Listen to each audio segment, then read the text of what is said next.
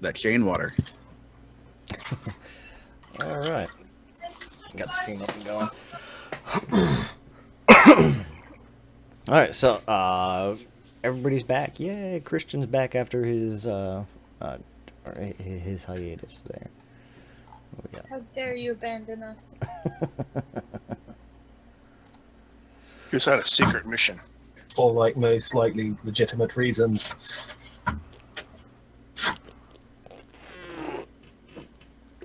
Stretching, hold on. Okay. I was super swamped yesterday, so I had like all my work to do.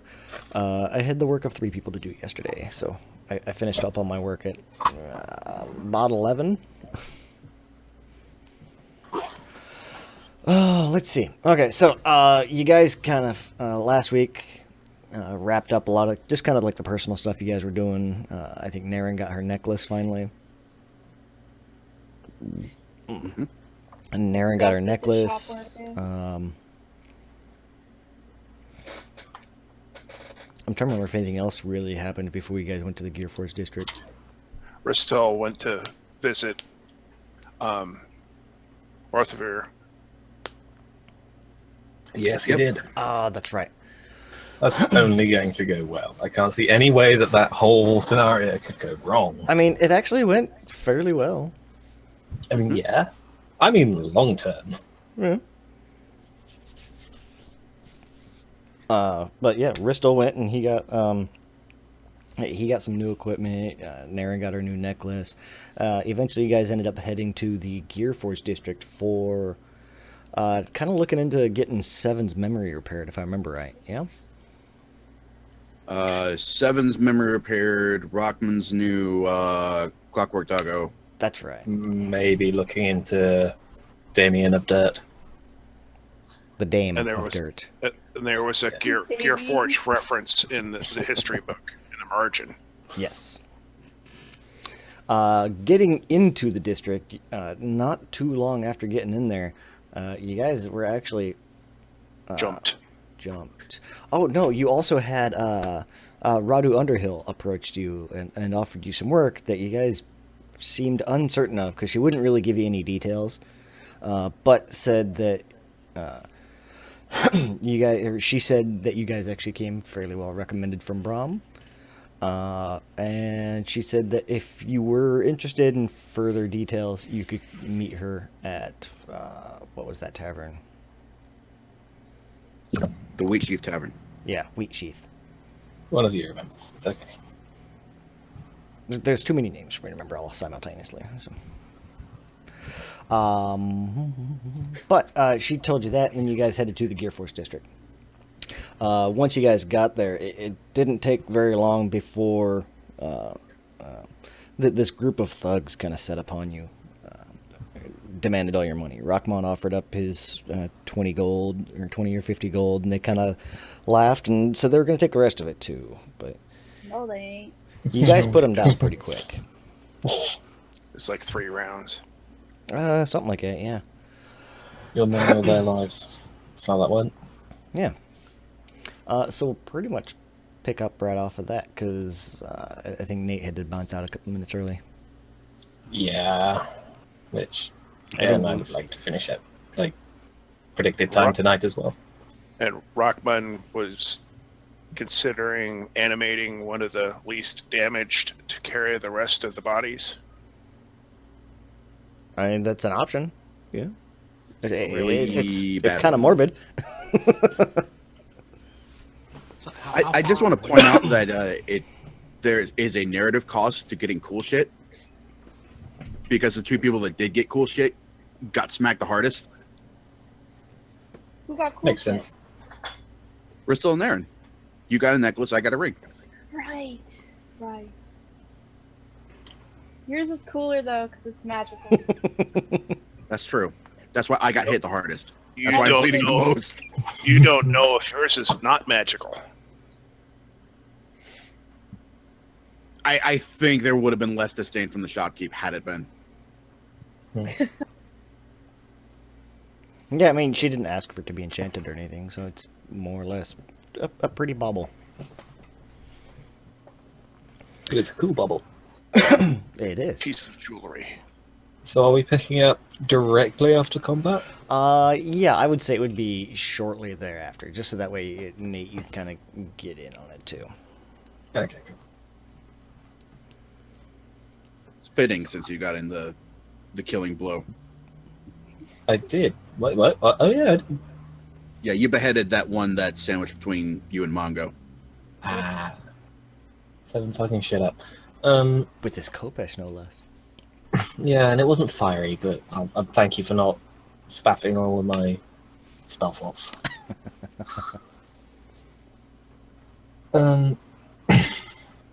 Yeah, how badly damaged are the Gearforge in general? There's a few of them that they're all pretty. Well, obviously, they're all dead, but like the one right in front of you is pretty beat up. A lot of them are pretty beat up overall, either between Ristel or Seven or Naren. They're all pretty beat up.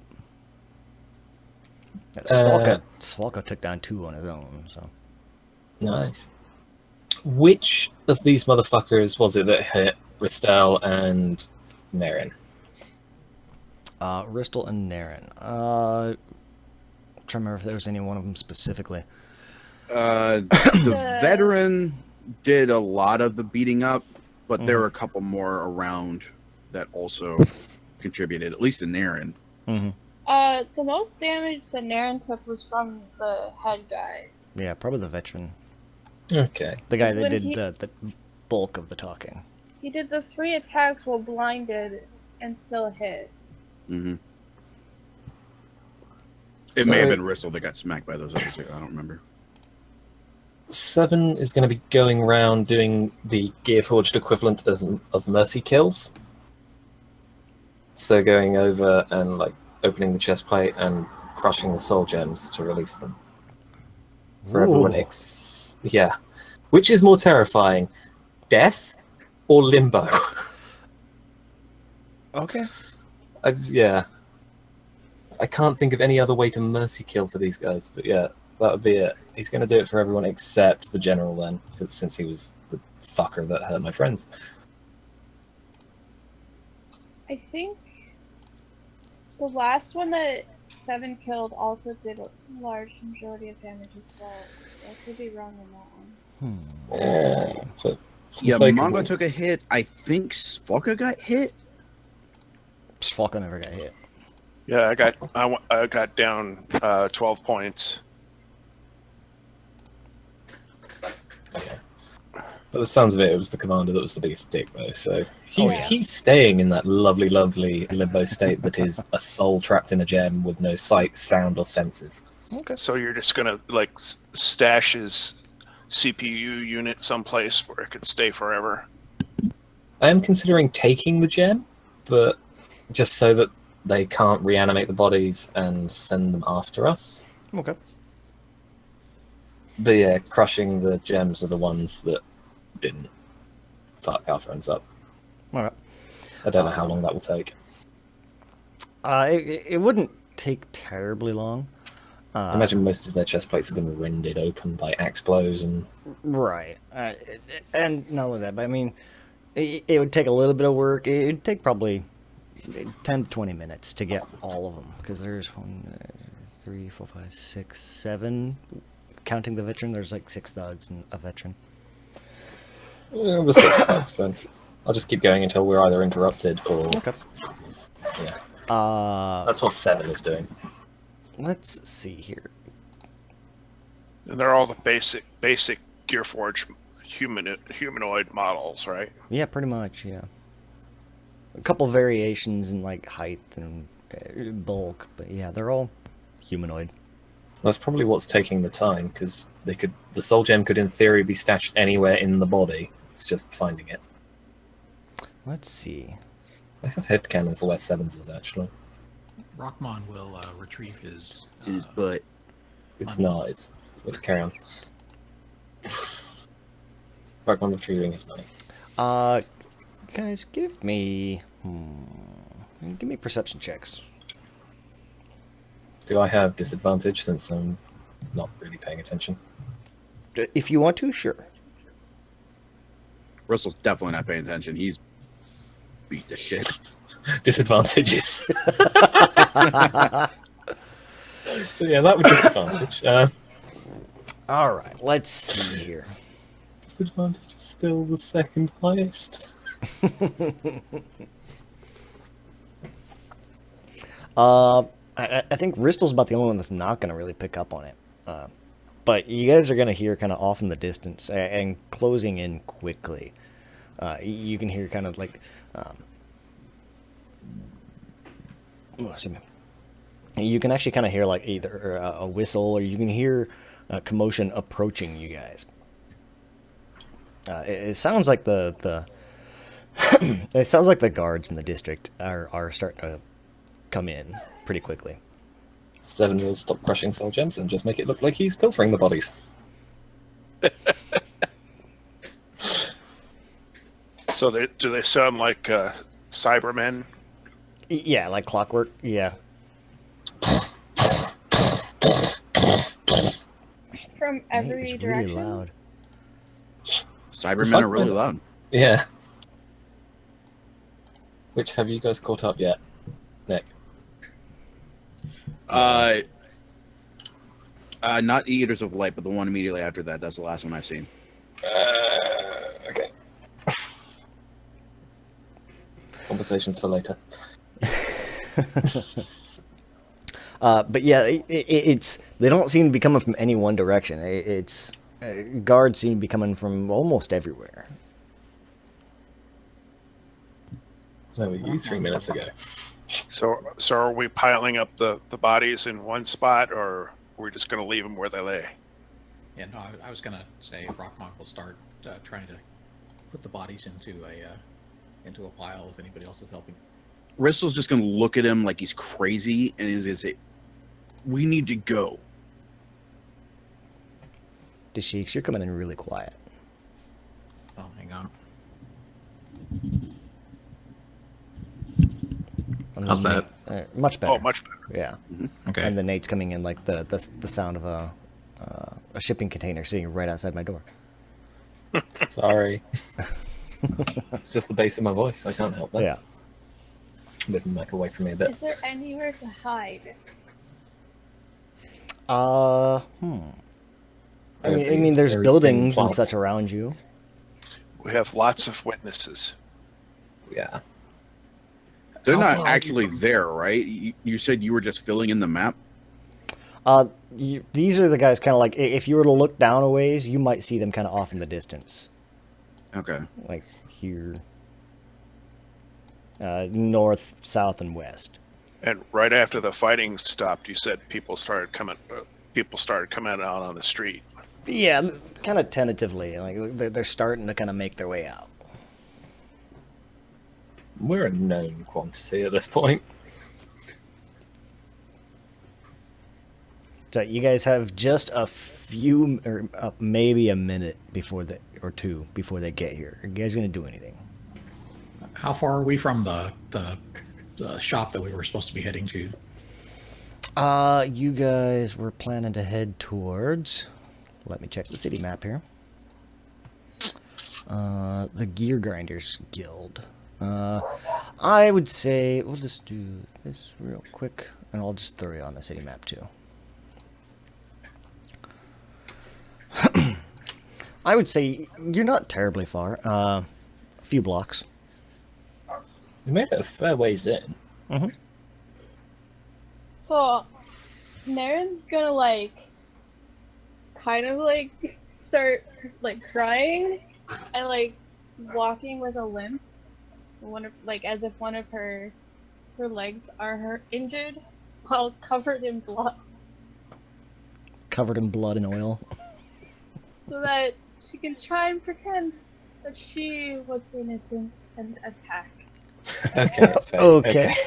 I was about to say, how genuine does this sound? 'Cause I don't think there has to be a lot of pretending going on here. But she's trying to look more innocent than normal. Right. Well, give me deception. Or performance. This would be deception. This, Damn. this would be deception. +8? Yeah. Yeah. Jesus. What? Wait, is that better than mine? Like the realization. Wait, what? Wait, Oh, what? wait, no, it's not. Don't worry, guys. I was gonna say, is the The world reindeer's is normal. I mean, my stealth is +9, so I mean, It's just like the half deer, half elf person has a better poker face than the guy that literally wears a mask. It's, well, I mean, she did have to trick a lot of humans in her day. okay, yeah, makes sense. Yeah, I was looking at it. It's like +8. That is insane. Oh yeah, she's proficient in it. Never mind. Yeah. So Rockmon will just say to Bristol, we could certainly try to run off, but that's just going to make us look guilty. We were certainly the ones attacked here. Well, if we're not gonna run, then stop messing with the bodies. 7 stops. Fine, we can leave them where they are. Okay, Mongo, you gonna do anything? Just to make sure. Not unless directed. Okay. Bristol's just gonna put his back to the building, like I guess right next to the veteran, and he's just gonna slump down into a seated position. Okay. 7 will head over and start tending to your wounds, actually. At least not fucking with the bodies. Well, like I said, there's not too far away. They're couple blocks away. You can kind of see them now, and then they're all gonna kind of rush in here. Get down, get down, get down. Naren's just like cowering against the closest building.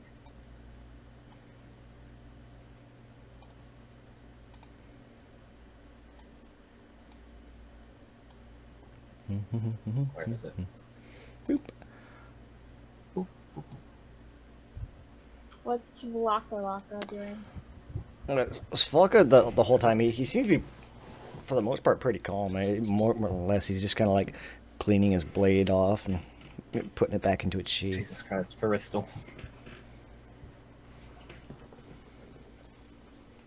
Dankeschön. That is precisely dick, but 9. Looks pretty good. It's more than he had before. Over to Naren. Because that is a really convincing deception. So 7 thinks you're genuinely hurt. Okay. They're going to kind of rush in, like I said. Very much on high alert. They're kind of rushing in, weapons already drawn. You're just going to kind of... They're all kind of simultaneously yelling, so it's really hard to make out any one of them, but there's a lot of yelling about, drop your weapons, everybody get down, get down. 7 continues treating Naren's wounds. Naren So we just can't- starts crying louder. So we can't really tell, like, one, or we can't identify one as a leader. Of these guys, not any one particular, not any one specific one seems to be in charge of the group.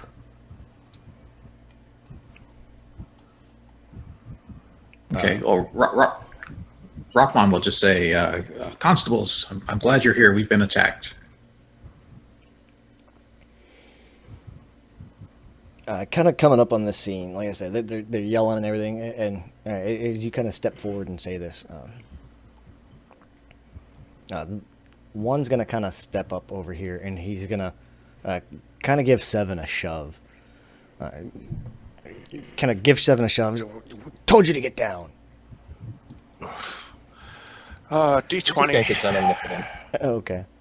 As Rockmon starts talking, another one kind of steps forward a little bit, and he's gonna. Right. This other one's gonna kind of step forward a little bit, and he seems to be, while not in charge. Let me flip these guys around so I can see it. There we go. He seems to be more or less taking charge. Well, we'll be the judge of that. and he kind of looks around. You see, he kind of you hear kind of this grinding sound come from him. This really rapid fire grinding sound. Seven would be able to understand, probably be able to understand it being machine speech. Yep. It sounds like he's just kind of like starting to spout orders to the others. 7 would repeat them in common, whilst continuing to treat Naren's wounds, despite the guy shoving him. Oh, so you're just gonna kind of step back or sit back up and go back to treating? Yeah, because it's like, no, fuck you, injured person. Okay. I just imagine none of us have our weapons drawn anymore. So No, like, 7 doesn't. we don't have any weapons to drop. Well, Mongo's got his Warhammer head on the ground and with the handle straight up, so Kind of doing he like doesn't that. have it in hand. It's already on the ground. Okay. It's on the ground, but not laying down. Right. So if he needs it, he can grab it. Okay. Per instructions, these guys are going to kind of start spreading out, and they're going to kind of break apart. Seems like some of them are kind of keeping an eye on you, others are checking on these down gear forged. Yeah. What were the orders? Was it just spread out and investigate? Yeah, pretty much. He's like, hey, check everything out. Yeah, See what's 7 going would on. have repeated that in common for everyone. Active scanners on full. It's when they start saying assimilate that we need to be concerned. They're going to kind of take a look at these. And I would say, 7, you said you were starting out by crushing gems, right? Initially, yeah. How Okay. many would you say I got through in the minute or two that we had? Yeah, I would say you might have gotten to like 1, maybe 2 of them. Okay. Uh, So I wouldn't have ripped them out to do it, he would have just reached in and crushed. right. And you said you were going to keep the one from the veteran? The veteran would have been the last he would have gone to. Oh, okay, never mind then. Yeah, he was starting with the guy in front of him working clockwise, Okay. ironically. No pun intended. No pun intended, but now that you mention it, now it's totally intended. Let me get this one. Yeah, I'll just leave them there for now. So they're gonna kind of be looking over these bodies and everything. The one is gonna check. Or one guy's gonna kind of check out the one that 7 crushed, and he's gonna kind of almost make like a head nod or some kind of motion to bring the guy that has taken charge over. Sir, looks like this one's been crushed.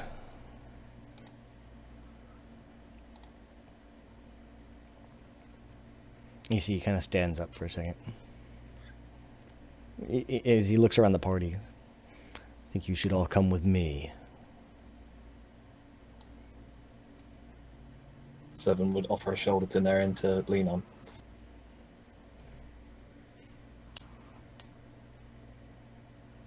She was like,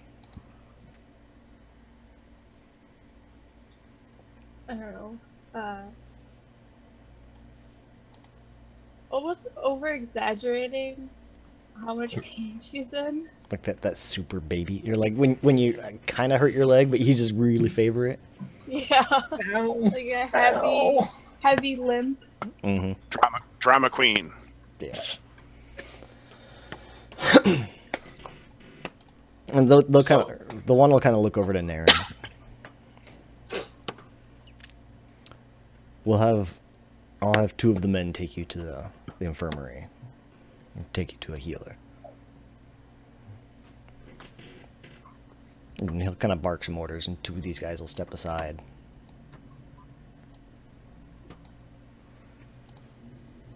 She'll just like grab firmly onto 7. At the order for 2 to take her to the infirmary, Ristle's gonna start picking himself up, and he's gonna be very loud about it, just groaning and kicking up a fuss. Would Ristle was it in machine speech? Yeah, it would have been in common. Oh, it was in common. Okay. And he's clutching at his shoulder as he's getting up and kind of cursing under his breath. Free healing. Not a whole lot of acting involved. He's still pretty beat up, but yeah, he doesn't want Naren off by herself. Rockmont would help him stand up. Just very quietly under his breath, Rizzle's going to mutter to Rockman, I told you we should have run. Well, let's see. I think we'll be fine. Shoulda, woulda.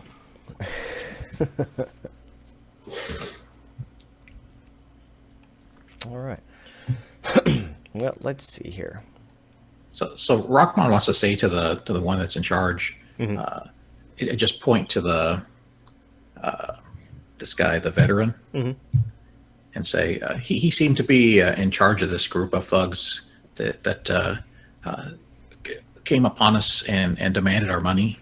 We actually tried to offer them some money just to leave us alone, let us go on about our business, but they laughed and said they'd take all of our money and attacked. So we proceeded to defend ourselves.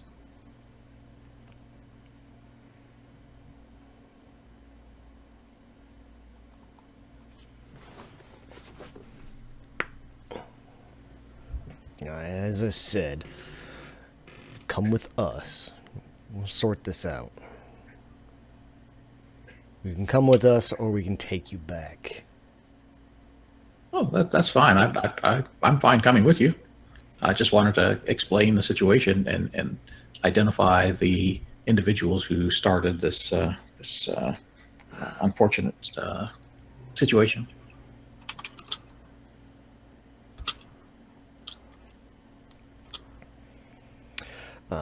And then he'll kind of look over to Seven and Naren. We have a healer near the precinct. You'll be nearby.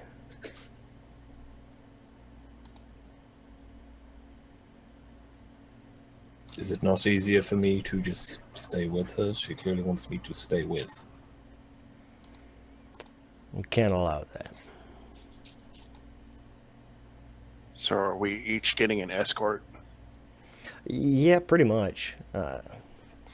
Bristol's going to hobble past Mongo and Seven and is going to nod to Seven. Don't worry, I'll be there. Seven will nod back. And, like, you know how the, like, kids kind of grip to a parent on the first day of school? And how the parent sort of has to pry the child away? Oh yeah, that's definitely happening right Yeah. now. Seven will very gently pry Naren off him and say, be with you again soon. If these clockwork officers are representative as per their icons, whoever's escorting Mongo is going to have a warhammer. The flat of the top of his warhammer will be on top of the clockwork top hat because he doesn't want to carry it anymore. He wouldn't let you carry it anyway. I imagine that we can take those off the bus. Yeah, it's one of those. They'll kind of separate you, and everybody's actually going to get put into shackles or into essentially cuffs. Yay! Also, if Seven had flesh, like he would have to dig Naren's nails off. It's a good thing he doesn't. So I imagine it's the chalkboard. Yeah. Instead, Naren's nails just break. It's all metal. Actually, yeah, because the plates would, yeah, God, pulling away from his, like, down the length of his arm would fuck your fingers up. Big time.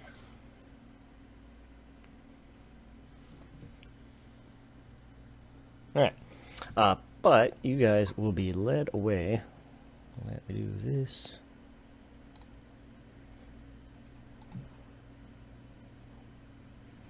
Let me find you guys.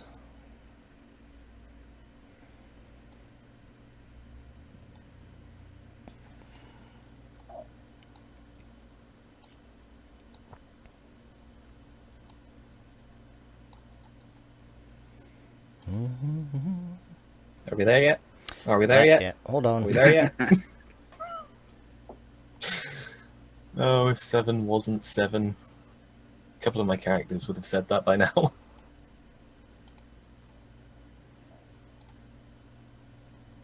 Copy.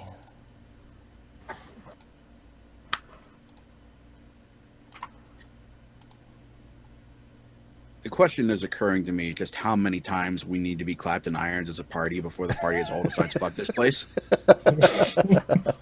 Hey, 7 decided that ages ago. Naren doesn't like this But place. we're to still begin with. here. Mhm. She only follows because she follows Seven, who follows, I don't know, who's somebody else. 7's actually Who does follow 7? Who does 7 follow now?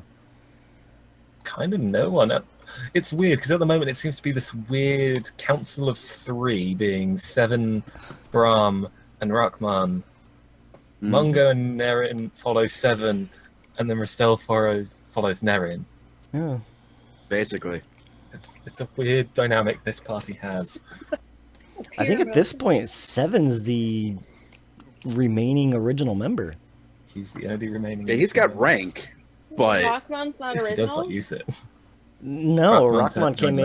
joined Yeah, no, they met up with him in the city. Oh, I think that was like the third session. Yeah, Third or something like that. fourth. Second Yeah, time he like listened that, yeah. in to a couple of them.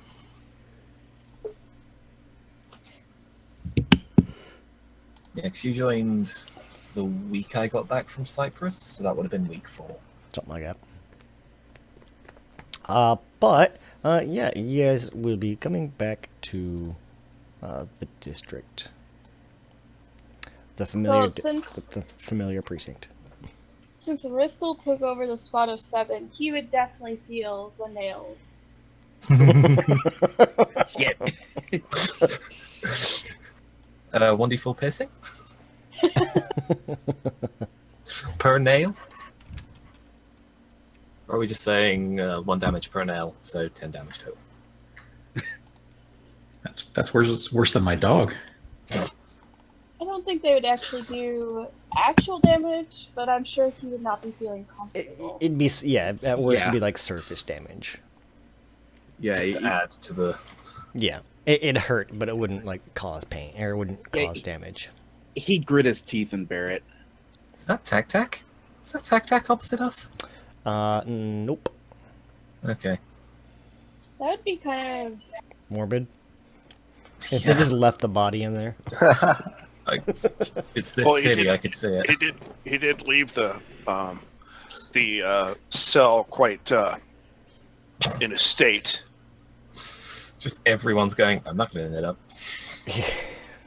I can't confirm it's not Tac because I don't have vision in there. Okay. Just board it up, leave it there. 10 years from now, it'll all be rotted out. God. Or No, not Tac-Tac.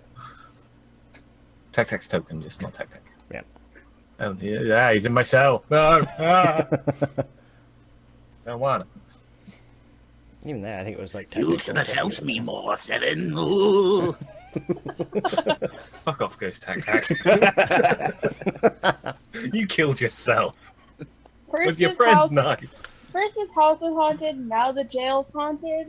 Jeez. Yes, but how many cries for help did you hear before I took my own life? Revenant Tac-Tac. Please tell me the ghost of Tac-Tac does not haunt the prison now. No, it No, doesn't. It haunts his house, remember? No, because that happened again while I was away, because I was late that session. Oh, I thought you were there. I was there for the second half.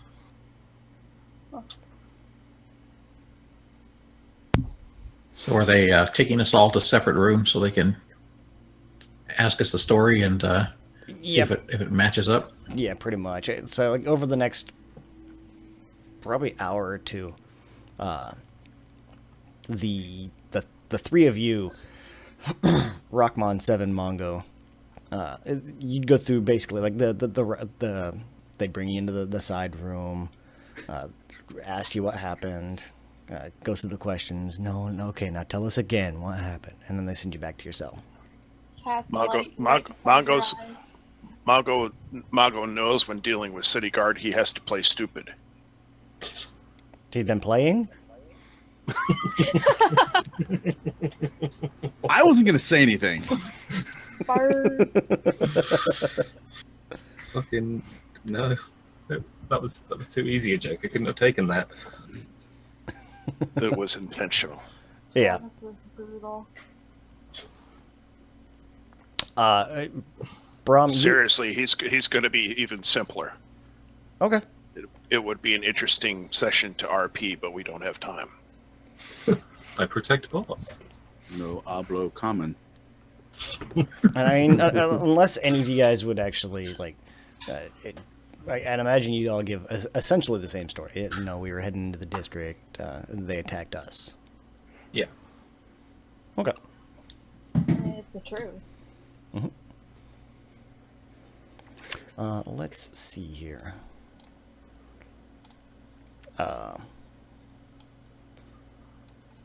Brom, what district do you think you would be kind of running around in lately? Hmm. Trying to think of how soon would you end up hearing about this? I probably spent a decent portion of time in the gear district, and then wherever I met Radu. So probably lower Zobek. That's where she Yeah. pretty much tends to be. So Ristel, you're going to get back an additional 5. Naren, you're going to get back an additional 3. They're going to take you over to this side building where you guys are at. Brom, I imagine eventually you'd probably get word of probably a group of people that have been jumped in Gearforge District by essentially Winker's crew. Winker, you'd end up hearing he's not exactly like a low level. He's kind of like a captain of low level thugs. Typically not really a guy to be messed with. He often attacks kind of tourists, so to speak.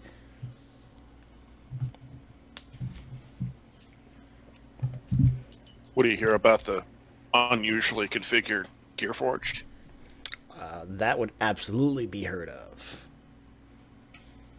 Rumor would have also gotten around that, like, yeah, it seems like this weird lizard folk kind of hodgepodge Gearforge. It was crushing the soul gems and everything.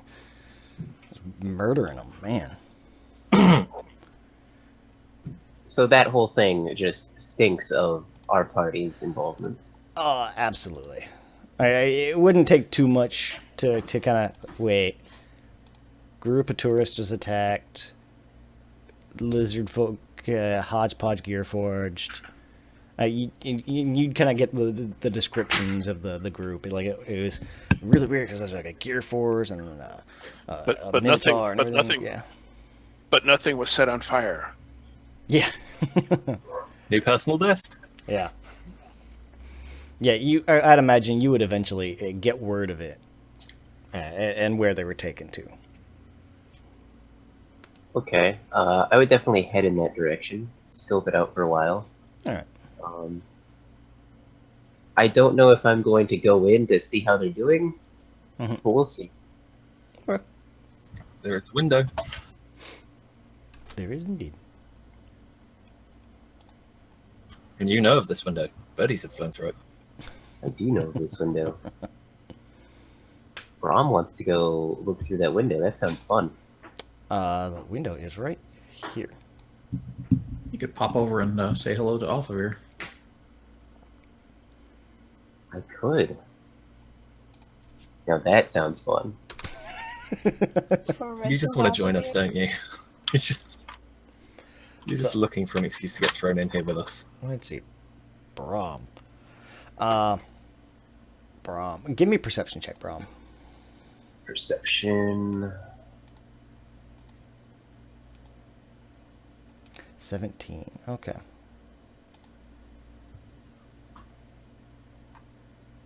So, kind of getting up and looking through this window, you'll be able to see Mongo, Seven, Rockmon, even Svalka all seem to be in these different cells on either side here.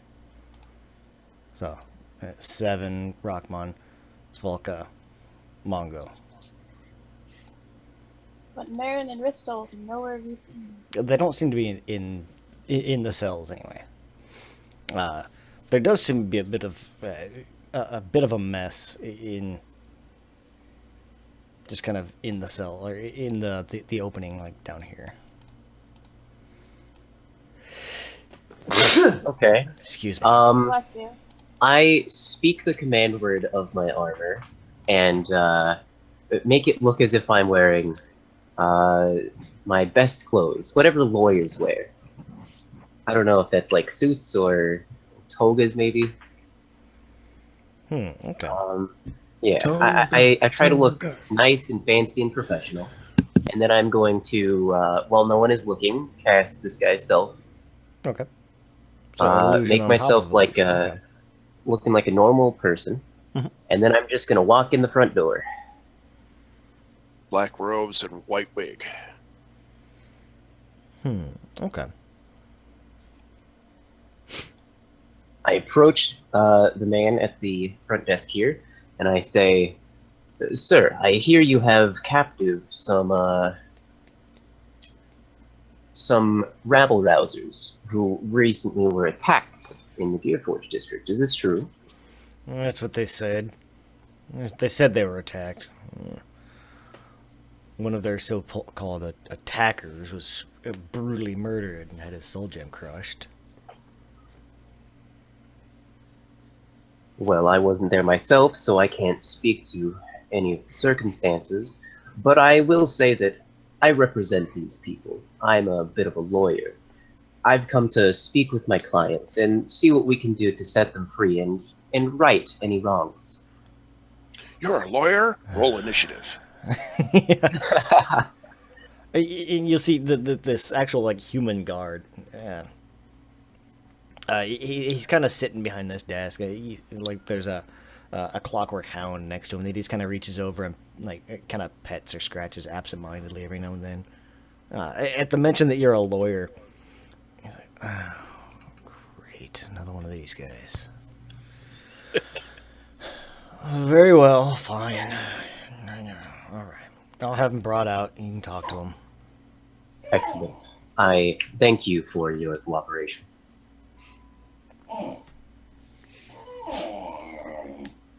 Providing some folding the hound. Oh, the puppy. The puppy's awakened. Ah! Okay.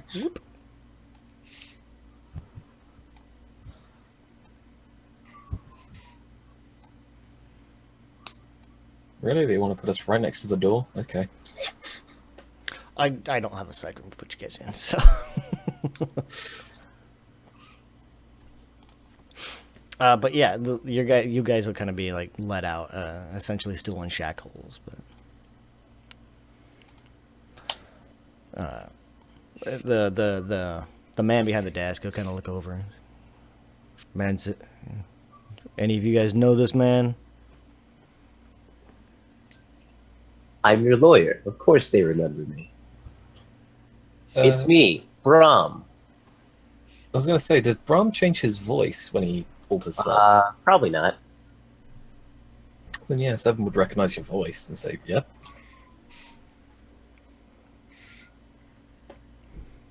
This guy's got us out of a couple of scrapes, actually. It's good to see you again. Yes. Now, what have you lot of troublemakers gotten yourselves into this time? Seven recounts the tale of how we got attacked. Again. Pretty much word for word from what he said to the guard. Well, I don't see any issues here. Why are we being held captive? Why are they being held captive? As I said, they were involved in some unfortunate incidences. What's your spell save? 14, I think. Is it 8 plus proficiency plus spellcast mod? Yep, 14. Okay.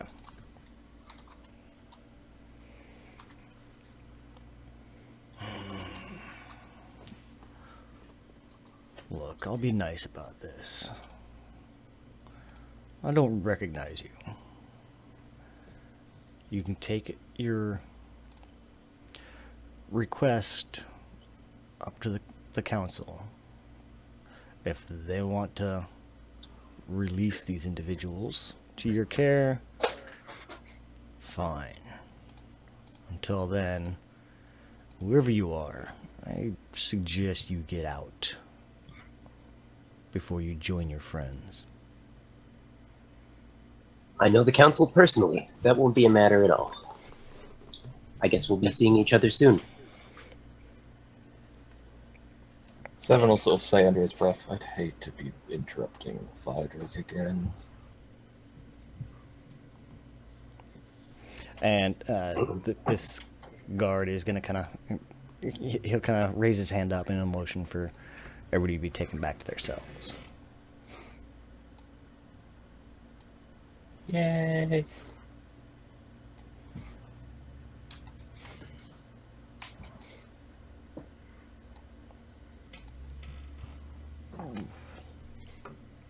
I like my new room. Does it have a workbench? It's the same room you had. Actually, that's a good question. Did they provide me with tools?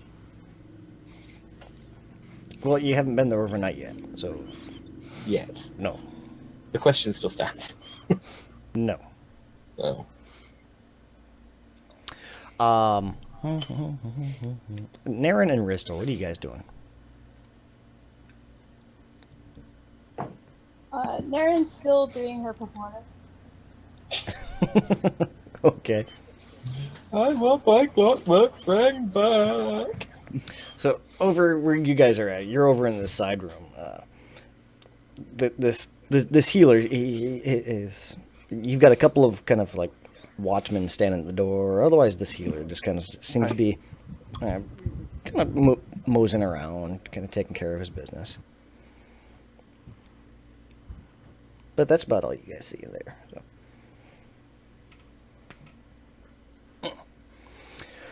So. Brahm, were you going to do anything? Since he told you, well, let's get out. I'm not sure if I want to go talk to Ottavir or if I want to go find Firedrake. I mean, I know which one I want you to do. You want me to go talk to Ottavir, right?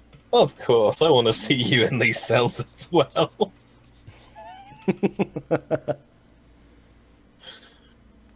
I will think better of that for the moment, and I will go try to find Firedrake. See what he can do for us. All right.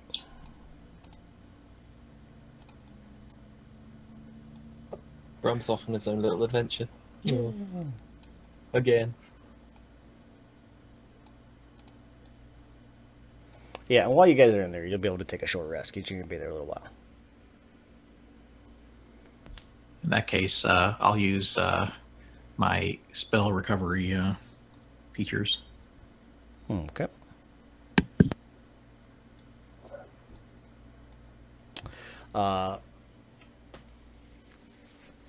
Let's see. Good roll. Yeah. Using all three of them? Yeah. Oh, yeah, you were still under half, too, though. That's why. Yeah, just a little bit. Or no, the healer put me just above bloodied, but Yeah. I figure it's this party. We're dealing with law enforcement. I want to be at full health. Just in case we have to make a jailbreak. Yeah.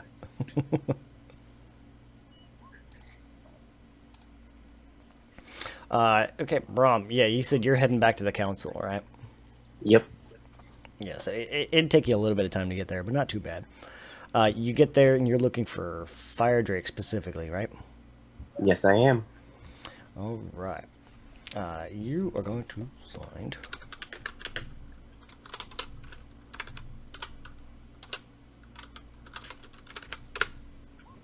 Okay.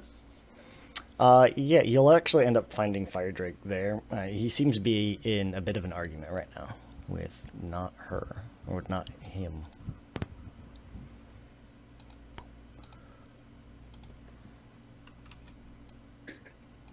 There you go.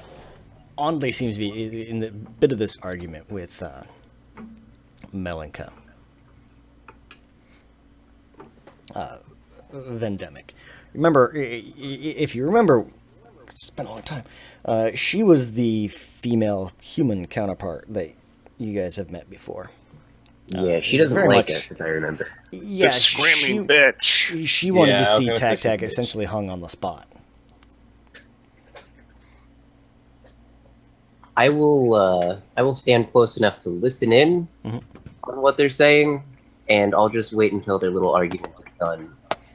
I don't want her involved in this if she isn't already, Okay. which I Are worry you, there might be. So are you And you like don't think hiding she's off to the involved in side, out of this? sight, or is it just kind of like Are they just standing like against the door? standing around in the council hall? Yeah, they seem to be kind of. You find them; they're kind of off in this council hall, arguing fairly loudly. I mean, it wouldn't be very hard to hear them. Okay, then I probably just like lean against a wall, just within hearing range. Okay.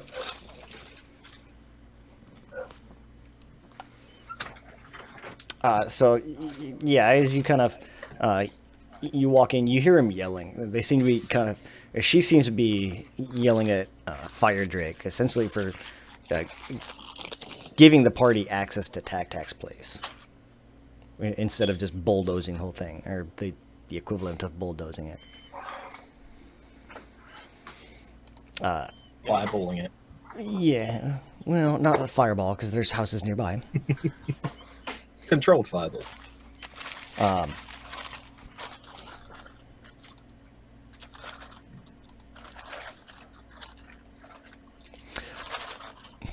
Every time I go to say something, I hear David like rustling his bag of chips or something. Sorry. It's okay. The Sheiks.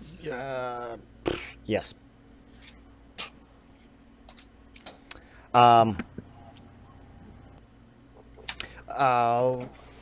Rom, that's right. Like I said, they're arguing about.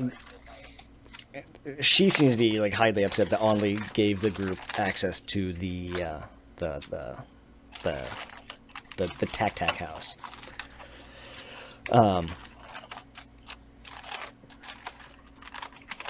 After a couple of minutes, after yelling about this for a little bit, she would, or one of them would actually kind of look over to you, or they would take notice of you, or at the very least, they would take notice that Melanka is basically kind of yelling at the top of her lungs, almost like screaming at him. Fire Drake, to his defense, is kind of bellowing back at her.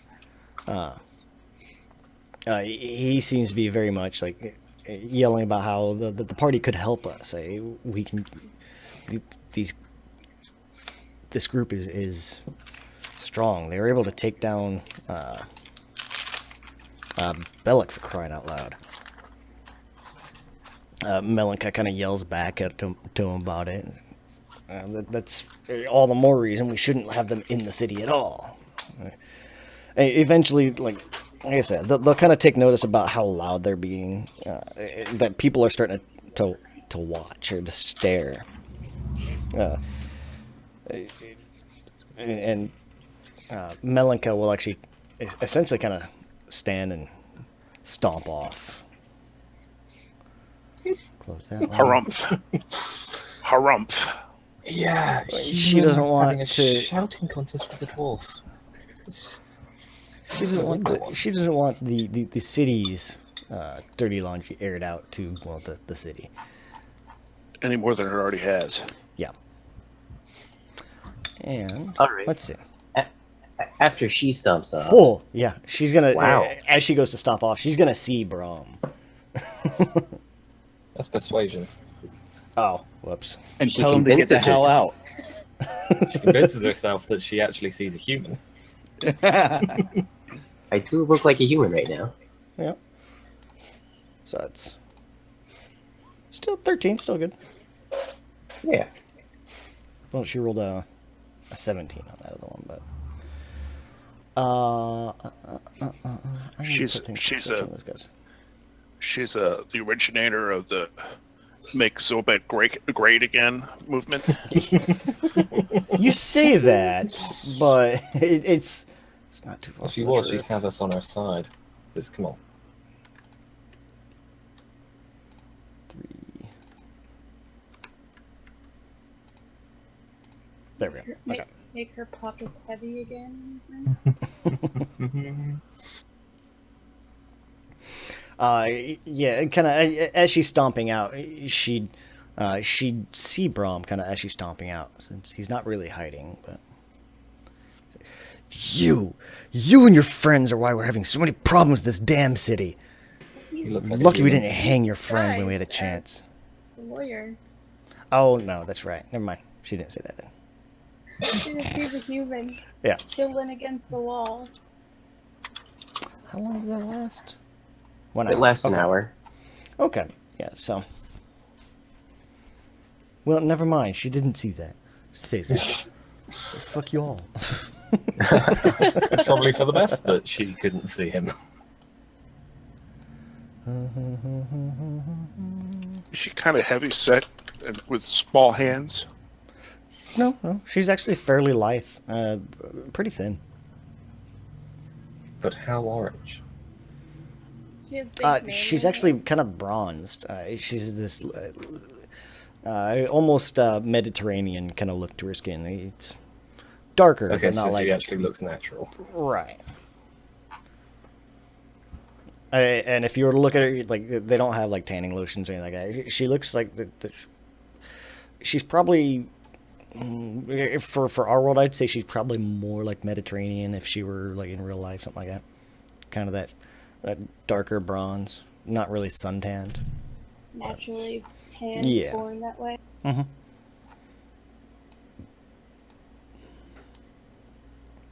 But yeah. Okay. After she stumps off, I'm going to approach Fire Drake. Mhm. I'm gonna lean down to him a little bit and say, "Psst, Fire Drake, it's me, Grom." I just imagine like you're getting like right up on him and then whispering. Psst, hey.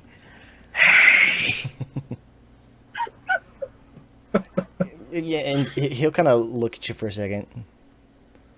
Oh, yes. You were traveling with the kobold and the others. Again, Yeah, I'm the very one with sorry the for mask. Can I take my mask off from underneath my disguised self? that. Okay. I look the same, but now I'm holding a mask. Just reaches into your own face. There's a bit of a ripple, and then Yeah, and that's the thing too with disguise self. Let's see. I think if I were to put the mask back on, it would be over the disguised self now. it's going to have to be a real quick transition between dropping that spell and putting your mask back on. And the duration just ran out. Oh god, oh god, oh god. Yeah, because it doesn't. It doesn't really say. Yeah, I would. I say imagine it's like a like- hologram just kind of floating over the Yeah. surface of my body. Well, the way disguise self works, it's like an illusion. So, like, if he were to reach Yeah. up and touch your face, he wouldn't be able to get to it because he'd hit the mask. Yeah. If you use the spell So I and don't add a know. hat, your hand passes through it. So since I cast the spell with the mask on, would I be able to like put my mask back on without it, like, without you being able to see it? Because I have always assumed that if you put something on after you cast the spell, and that just it looks like you're wearing the actual thing. Yeah, I would imagine it kind of goes over the top of the spell. Okay, that's fine. I'll just put my mask back on, and I'll look almost completely like myself now. Fire Drake, I have something I would like to talk to you about. I'm sure you're going to be hearing about it from Pandemic later, so perhaps we should see to this as soon as possible. And then I explain gives to this- him the situation as Seven told it to me. And you'll see he kind of like it rubs the bridge of his nose for a second. Very well. I'll send word to have them brought here.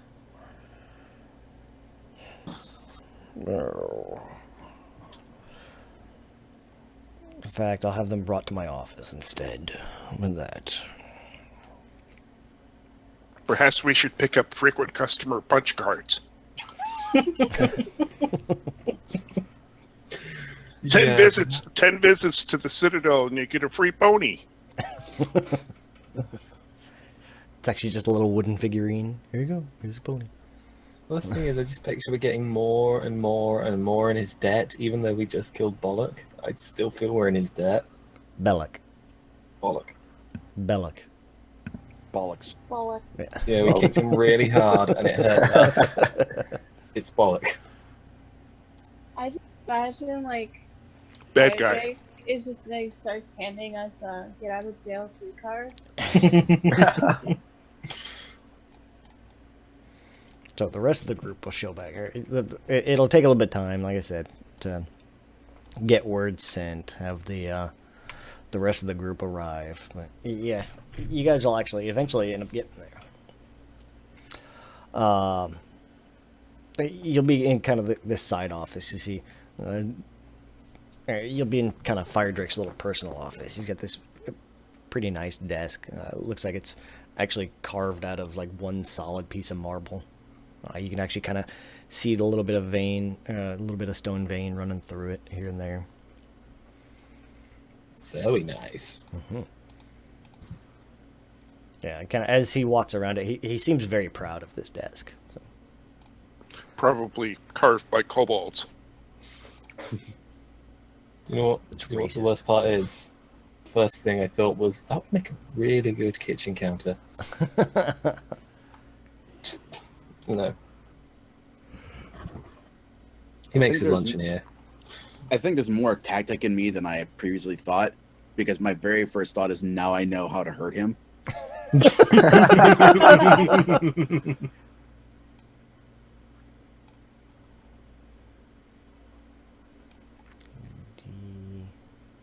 A shatter spell at second level would probably crack that desk.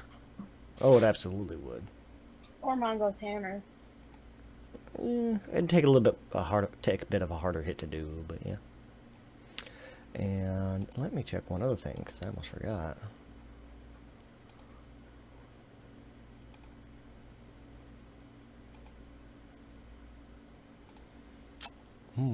Okay. Brom, there's a new handout under player handouts for personal equipment for you. Is Uh-oh. it the one about my sword? It is. Yeah, I was looking at that. Yeah, You you got like a new that? knifey? It's nice. I do. You got a new Very knife for nice. Spoonie? The picture is really cool. I was proud of it. Hopefully it's not cursed. Can we see the picture? I suppose. Here we go. So now I want to see it. Don't want to know the details, just want to see the picture. Oh, just the picture. Okay. Well, can't Because you can make. I want to see the pretty pictures. Yeah. Let's Unless see. you want to just let us see it, because, I mean, we can see Alexander's sword, right one stuff, and my wand. Did that show up for everyone or no? Nope. I did not. Not I can seeing see it. Oh, I know I did. Okay. Let me see. Let me find it.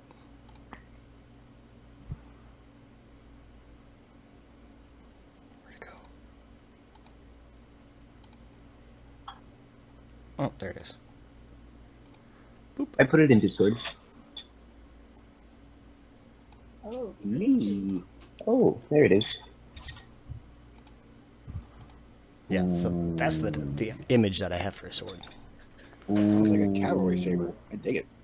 I am. Fancy. It is like cavalry saber cross katana, or I guess Chinese down. Yeah, and I guess you guys would see kind of coming in.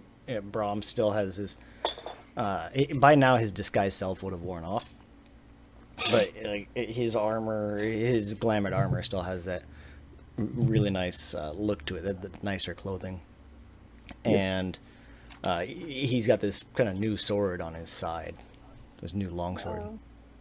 Does Svalka notice? Well, let's see. Svalka might be familiar with said sword.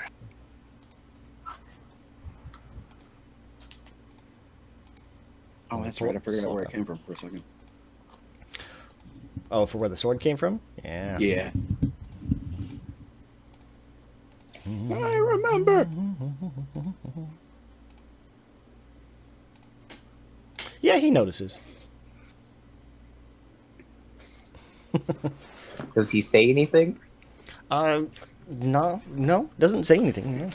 He saw you with it before. Oh, it's that sword. Okay. I thought you gained another sword whilst you were on your own Nope. daily adventure. It's the one from Shadowcrag. Yep, but now he's actually got it. Now it seems he's actually wearing it. And I believe that does take attunement. You should be attuned by now. Yeah, he's had time Oh, yeah. No, I was just traipsing about, avoiding incarceration.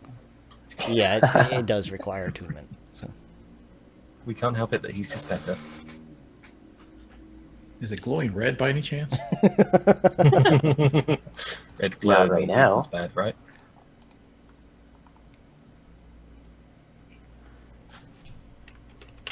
So am I a damn good lawyer or what?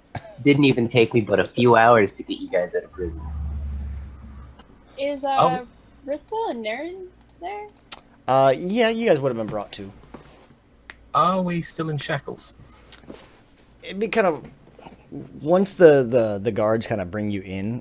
Fire Drake would kind of he'd tell them to take the shackles off. But, Okay. it's not needed here.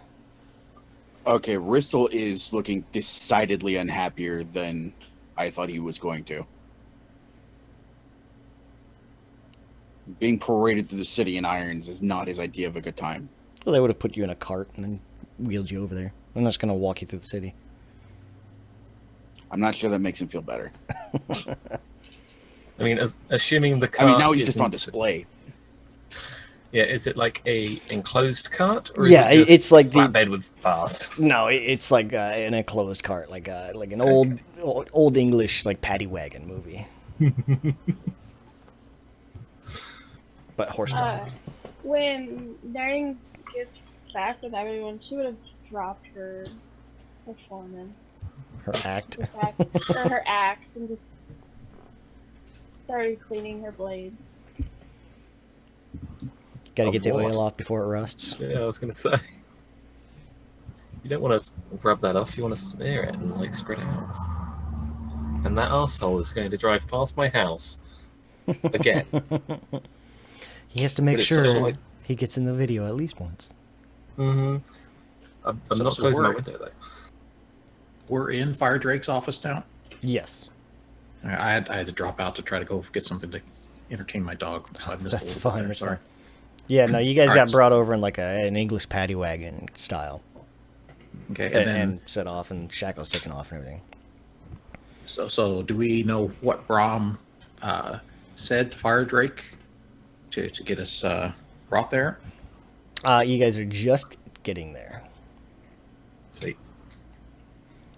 Fire Drake just kind of motioned to have the shackles taken off. So that's a motorcycle on my side. Ah, yes. So then, Rockman will say to Brahm, thank you for arranging for us to get out, and Councilman, I assume that we have you to thank for that as well. Hold on a second. I think you posted something in the wrong channel.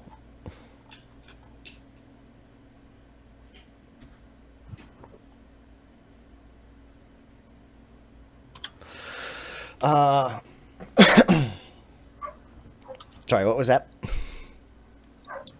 So Rockman was just thanking Brom and also saying to Fire Drake that he's assuming that the Fire Drake had something to do with getting us out as well. Oh, yeah. We can't keep meeting like this. I really don't understand why we were held. We were trying to go to make a purchase in the gear district, and we were actually assaulted. Had to defend ourselves, unfortunately, and I don't know, I guess the constables didn't think or didn't believe our story. I'm not sure, but Well, they prefer to play things safe, especially when dealing with the gear district. There's crime's pretty bad in that area. apparently we only just barely got into the district and were assaulted by a whole group. Did we actually know the guy's name, the Winker's name? I think you heard one of the guards mention it. Okay, so then Rockmall will just drop that name as well when he's explaining that. Well, if he was involved, bother.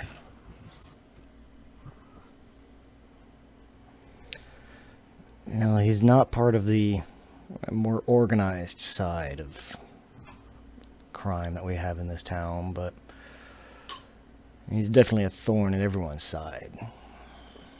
The leader of a lot of the street gangs and such that roam the gear district. So out of character, but was the veteran Winker, or was That was he, Yeah, it was they all veteran. just were? Okay. He was just a lieutenant. Or equivalent. Or less. Oh, so he wasn't Winker then. That was Winker. It was. Okay. And Naren will just mumble that he's not a problem anymore. Yeah, in which case he's no longer a thorn in anyone's side. Well, I mean, whoever he's buried over. So now we have a district-wide gang out for blood on us. Or they'll disperse without a leader. Not likely. Usually gangs, they find a new leader. One that's usually worse than the person. I don't know. It's reassuring to know, though, that we aren't likely going to have others hunting us. Yeah, I mean, Fire Drake will mention something to that effect. Like, well, if you've killed Winker, then I'll have to let the guards know. I'll have to let the paladins know there's going to be a struggle for power.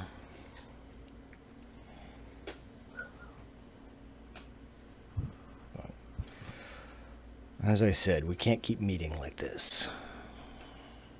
Believe me, it's not intentional.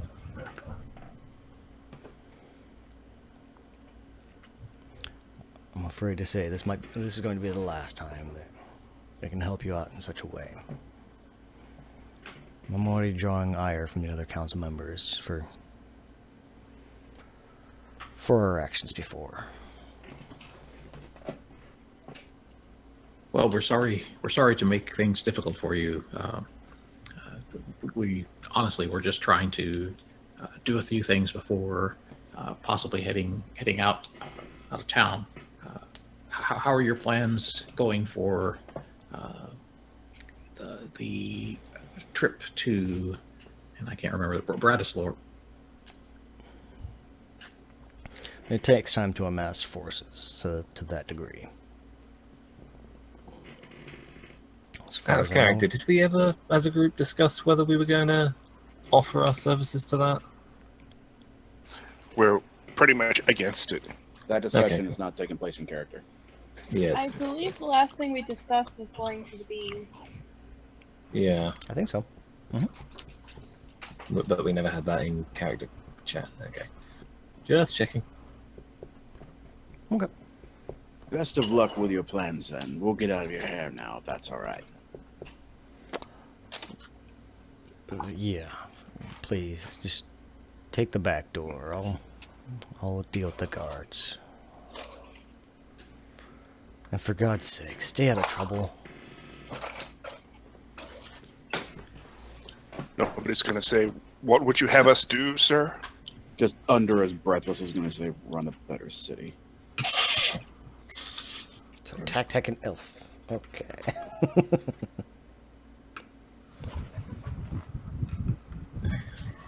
Okay. Yeah, Seven's But- going to potentially offer services. Going to? Isn't. Not. Okay. He's not going to. I was considering it because Seven does want to help, and he does kind of feel indebted Mhm. to Firedrake, even if it's only slightly. But then he still blames him for Tac. So yeah, fuck that guy. Thank that guy, but fuck that guy. You guys are gonna get out of the Citadel then. Like I said, he said he can't go out the back door.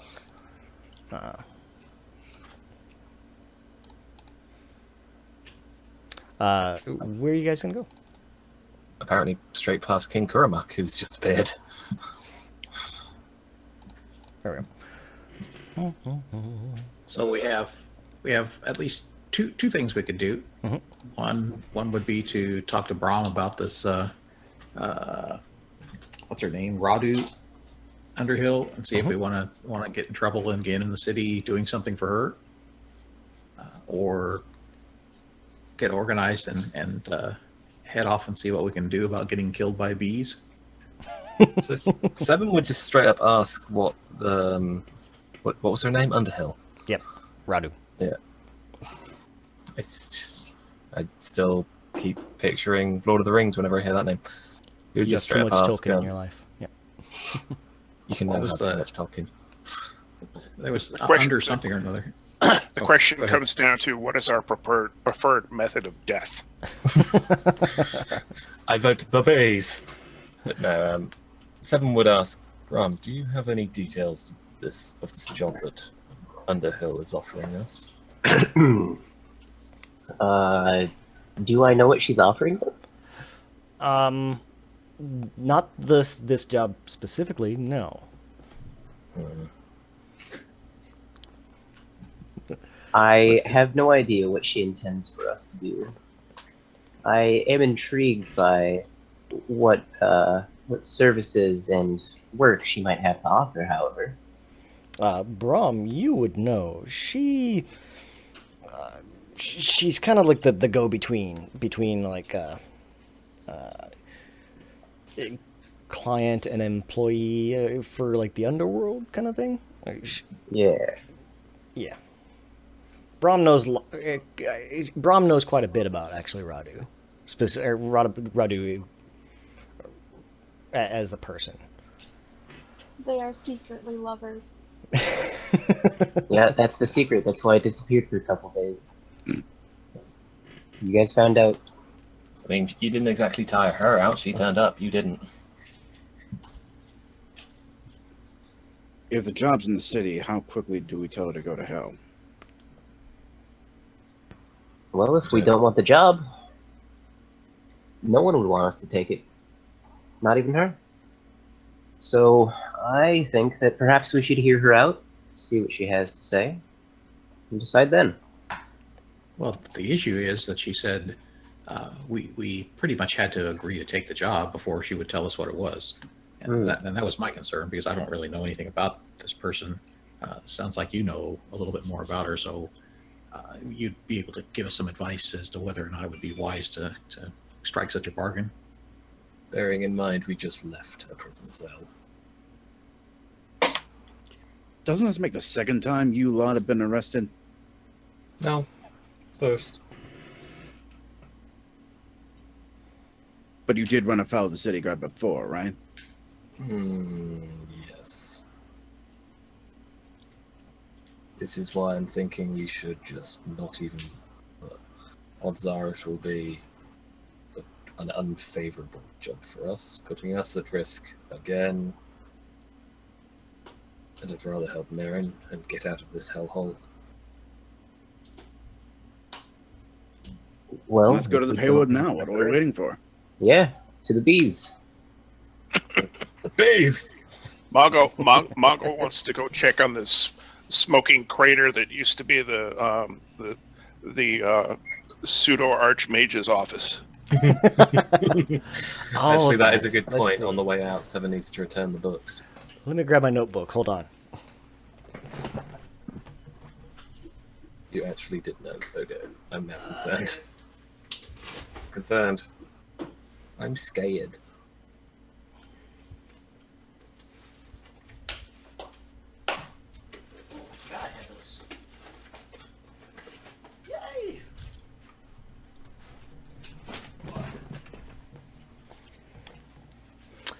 Alright, I forgot that I had fruit snacks. The last in-person game I did a couple weeks ago, we got fruit snacks because one of the guys brings his like 4-year-old. Doesn't take much to make you happy. No, it doesn't. Simple pleasures. Whiskey and fruit snacks. I was happy.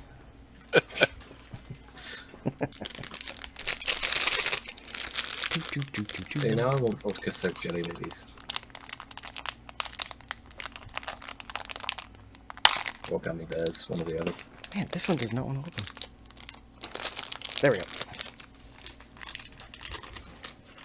Batman and Superman 2. Alright. Let me find my notes. Ah, there it is. Alright, so you guys are going to head to the college district then? Yes. Yeah, Seven needs to return the books, and he promised to recount Nick flew with his last flashback, which is probably what I'll be doing while everyone else does everything else. Alright. And everybody's heading there? Yeah. Yeah. Alright. So getting there, I guess, assuming you guys kind of basically head straight, you kind of look around for Nicholas, you end up finding him, right? Yeah. And that's the beeline Seven's making. Pun No, intended. this is the college line, not the B line. No, the beeline's next. That's over in the Piltwood. It's fine. It's fine. I'll make that beeline. So you get there, you'll find Nicholas, and he'll be still kind of poring over his notes and over the acts, and just kind of really excited, just as usual, actually. Oh, welcome back. I think we've made some progress. Ooh. Well, I mean, it's Is Big Red now a nice axe? nice. Well, it's less bad. We haven't had a whole lot of time. We've been working. I've been working around the clock on this thing. I've even called in favors and everything, and well, fully removing a curse. It's a difficult matter.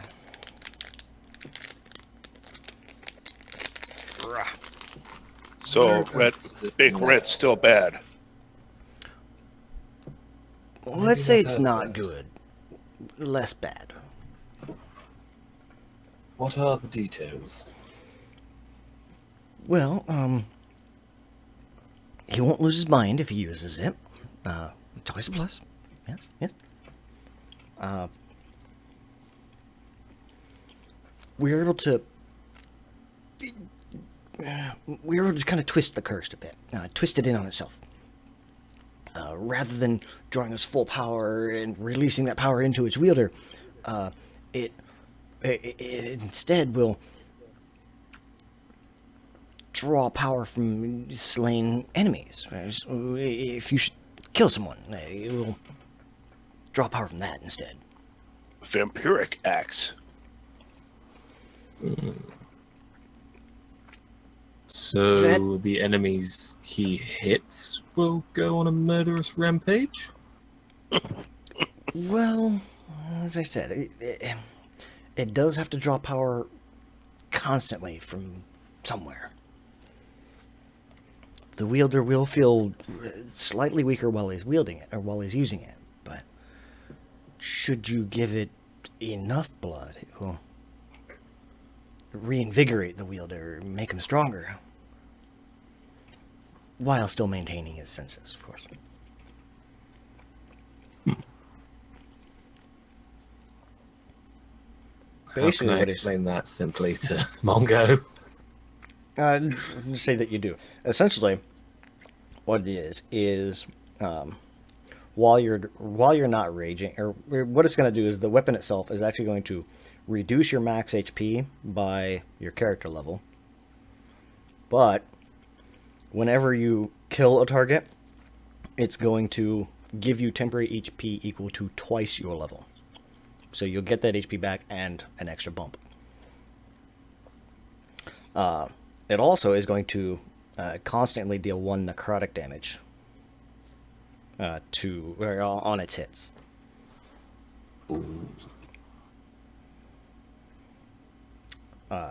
Let's see. Even better for Mongo is while you're raging, anytime you roll a 1 on your damage die, it instead deals max damage. Interesting. So it kind of doubles his crit range? No, it doesn't double crit range. Crit range is double Oh, damage. roll 1 on the damage die, okay. Yeah. I'm with you now. I thought you meant the hit die. No. So like, No, a 1 is still a miss. yeah, I thought that was weird, but it's like... So it does a few things. Like I said, it's still a +1 weapon. Reduces your max HP by your level. If you kill a target, it increases it by 2 times your level, or temporary HP equal to twice your level. Temporary HP only. Yeah. So Seven will try to explain to Mongo. So when you're wielding it, you'll feel a little bit sleepy.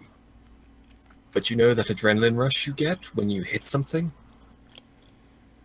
Adrenaline? That rush where you go, whoa! Okay. I don't feel it. You do, I think. I assume. You know that feeling when you say, jump from a high place into water? Or you dive out the way of a charging wolf or something? Oh. You know that rush? Whenever you get that, you will feel it more. Okay. And I don't think you'll be wanting to hit my boss or anyone else anymore. That good. Are you okay with that?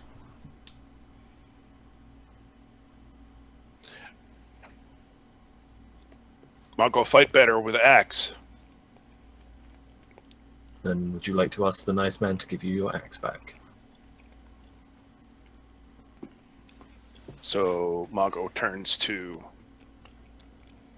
what's his name? Nicholas. Philo? Nicholas. Nicholas turns to Nicholas. Mago turns to Nicholas and said, "Nice axe back. Well, very well. Indeed. Please Can take I it. have red? Can I have big red now?" By all means, please take it. Opens a drawer, just... No, it's not even in a drawer. It's still kind of on a display, like. Hooks it up to the come along on the rail above the desk. Oh, God. He would just basically motion Mongo over so he could go take it. So Mongo grabs the axe by the handle and lifts it with one hand out straight.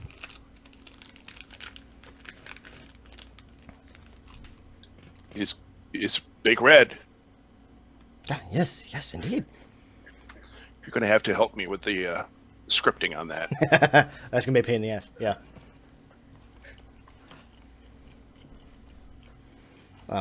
But yeah. So you have your axe back. It's still a two-handed weapon, though. So.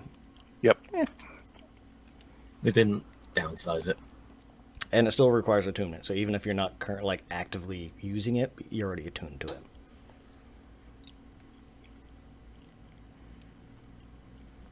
Even though the details of it have changed, he doesn't need to reattune. Remove curse breaks attunement. Ah. So he does need to focus on it again. Mm-hmm. There it is.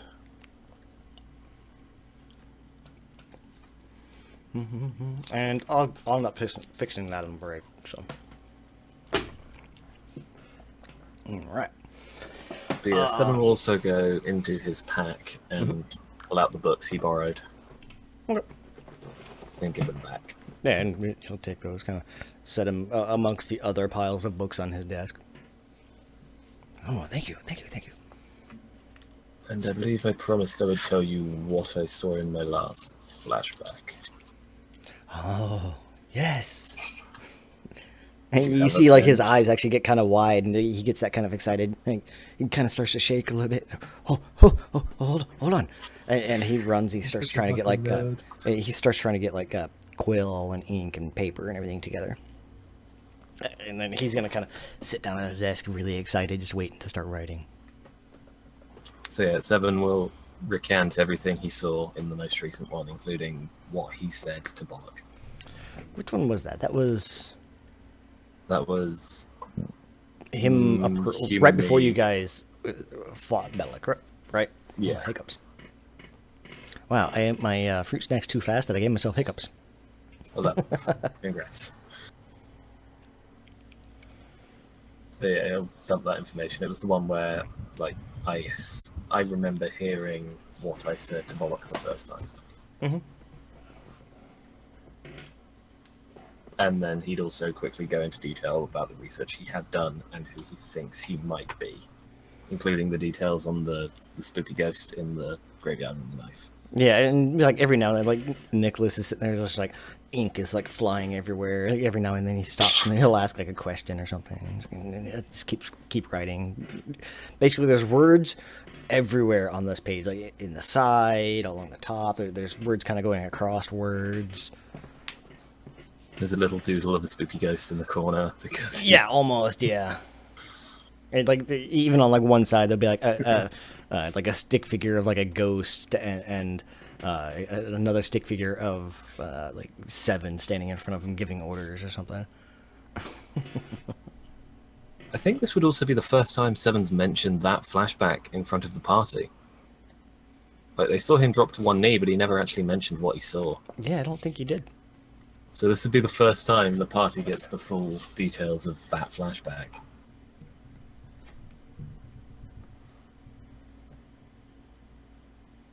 Yeah, Seven would also answer any of the questions Nick asked. Nicholas, sorry, not Nick. Right. I don't imagine Ristel's asking much. He's just sort of sat there shaking his head going, "You trust this asshole?"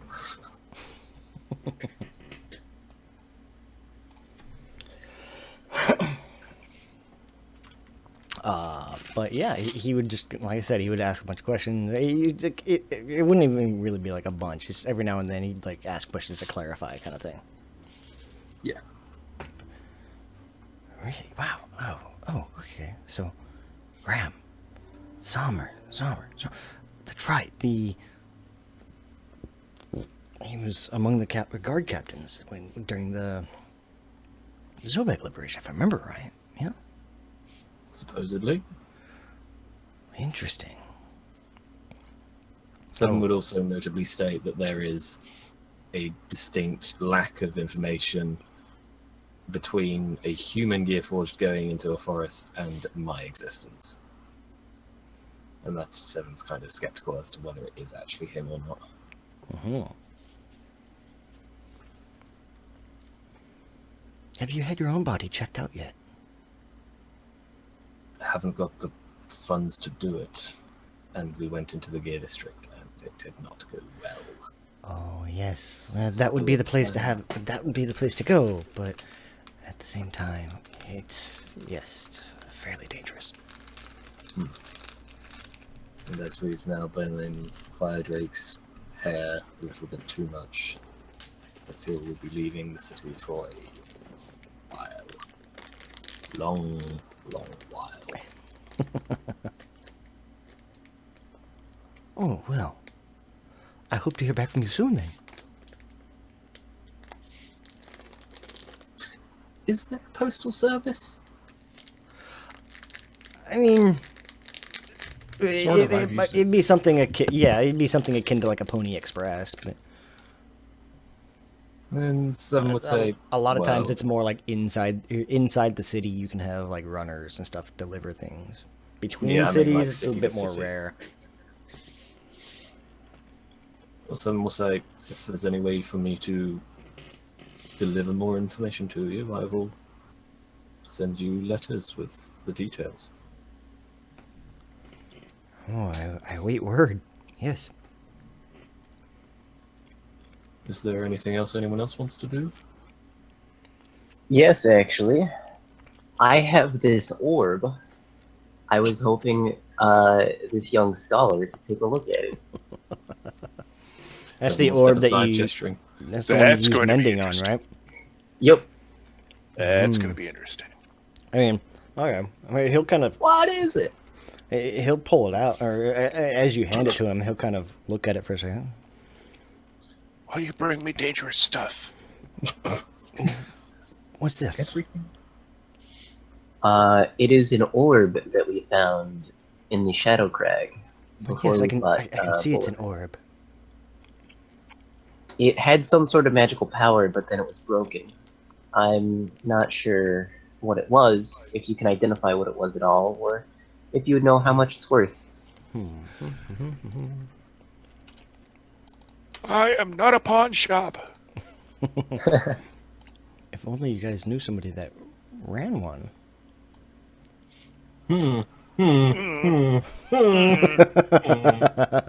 I'll just stop by my good buddy Arthur's shop, and we'll have a chat.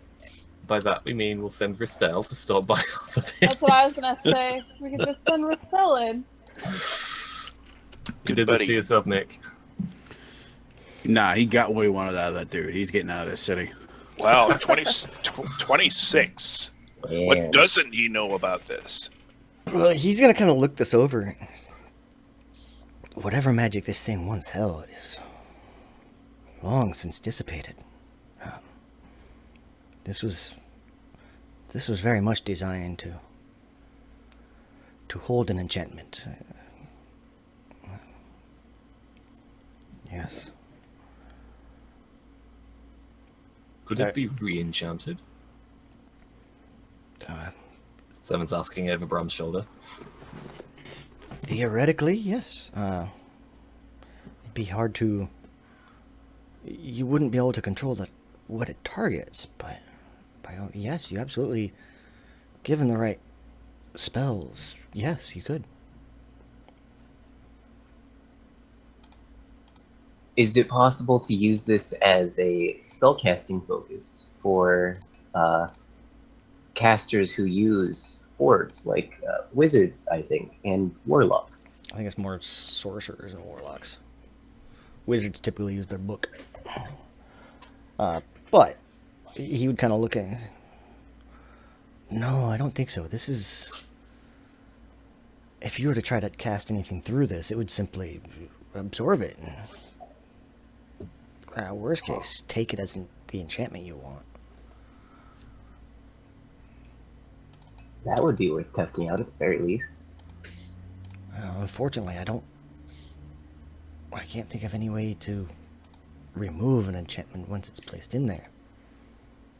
Somebody enchant this with charm, so the person that is charmed just sits there and polishes the orb for the rest of their days. I was going to say cast light in it, and then we'd have Light of Elendil. Because there's not too much talking. You'd have a glow orb. You just roll it down a hallway. Well, and even then, like if you were to do something like that, like I say, there's no way to control the target or the activation of it. Yeah, just cast light and have a really, really thick leather bag to put it in. I'll get a second leather bag and sit next to Bollock's skull. I'm joking, though.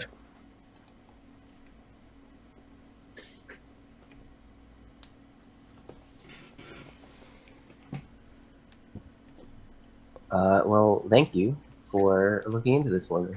It was very informative. Like I said, he'll hand it back. And as I said, as to the price, that I don't know.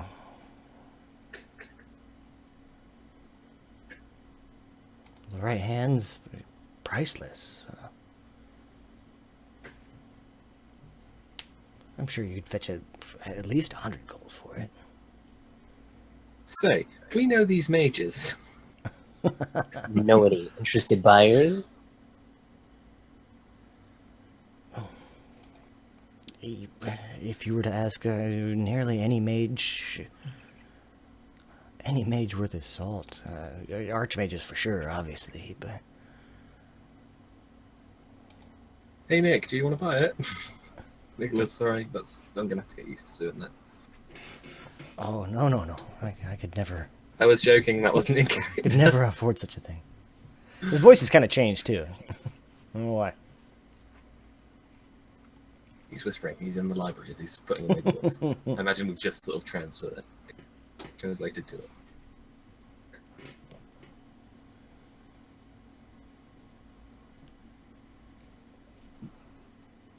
Could be useful then.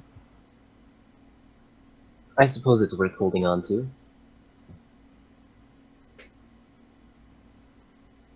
If it's just a matter of we cast the spell on it, that could be very, very helpful.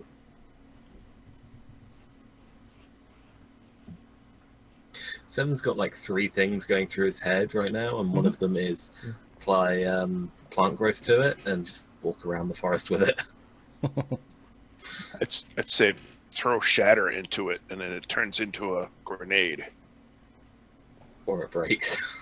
Again. Well, like I said, you already encountered one of them that had an enchantment on it. Yeah, I don't know if this is going to work, but I'm going to cast Phantasmal Force targeting this orb. Okay. What does Phantasmal Force do? It creates a psychic image. Yeah, it creates an illusion that takes root in the mind of the creature. That's the thing that I did where we were attacked by those monkeys, and I made one see like burning bananas. Mm-hmm. Oh yeah. So, Yeah. what image or what phantasm are you going to try to put into this thing? Just an image of myself showing off, striking poses. Okay. See, now I picture it being like a 3D hologram. So whilst it's in the bag, we can't see it. Take it out, and like it just forms. Second Brahm. So you're just gonna do it like a one-off, just a quick cast on it, right? See if it has any effect. Give me an Arcana. Brahm evoking. Not great. 5. Yeah, you don't. It doesn't seem to have done anything. Well, I put it back in my bag. We'll figure it out one day.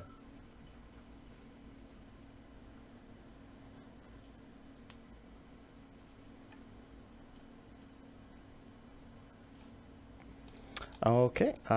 You guys gonna go anywhere else? I want to backtrack a little. So while Seven was telling Nicholas all stuff and he was writing it down, I wanted to look around to see if there's anything interesting. Anything loose? Anything not nailed down? It feels like it, doesn't it? All right. Give me. Give me perception. 9.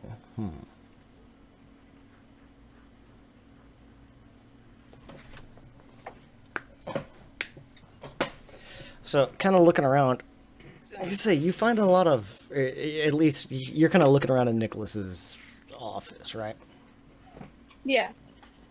A lot of which you find a lot of odds and ends, a lot of notebooks, like stacks and stacks of notebooks and books.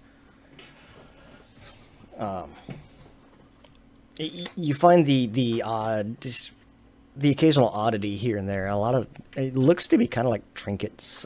There's some looks to be like some items for scrying, maybe a mirror, or like a little hand mirror in one spot. A Necronomicon, as you do. like you do. Yeah, a book that contains the root of all evil. No. Like I said, you find a lot of just kind of odds and ends. Nothing that really jumps out at you. Okay. Anything else? Not for me. Let's get the hell out of this dump.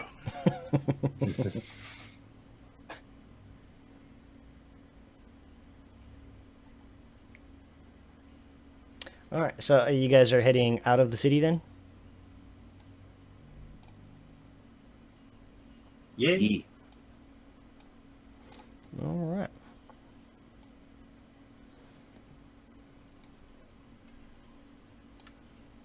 Yep. There we go. And you guys are here.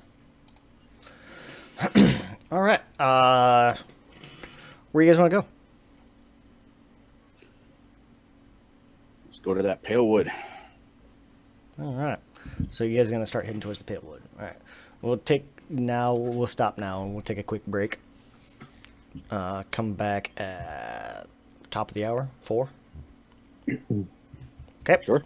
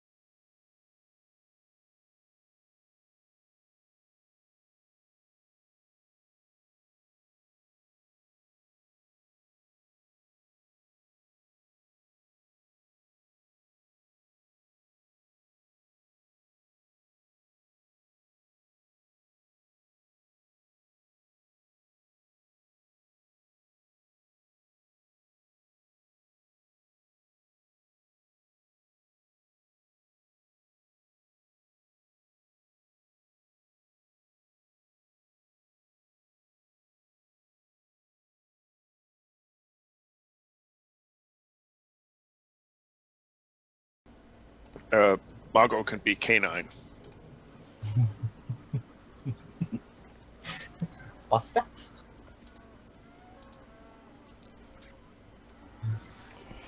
All right, so is everybody back? Most definitely not.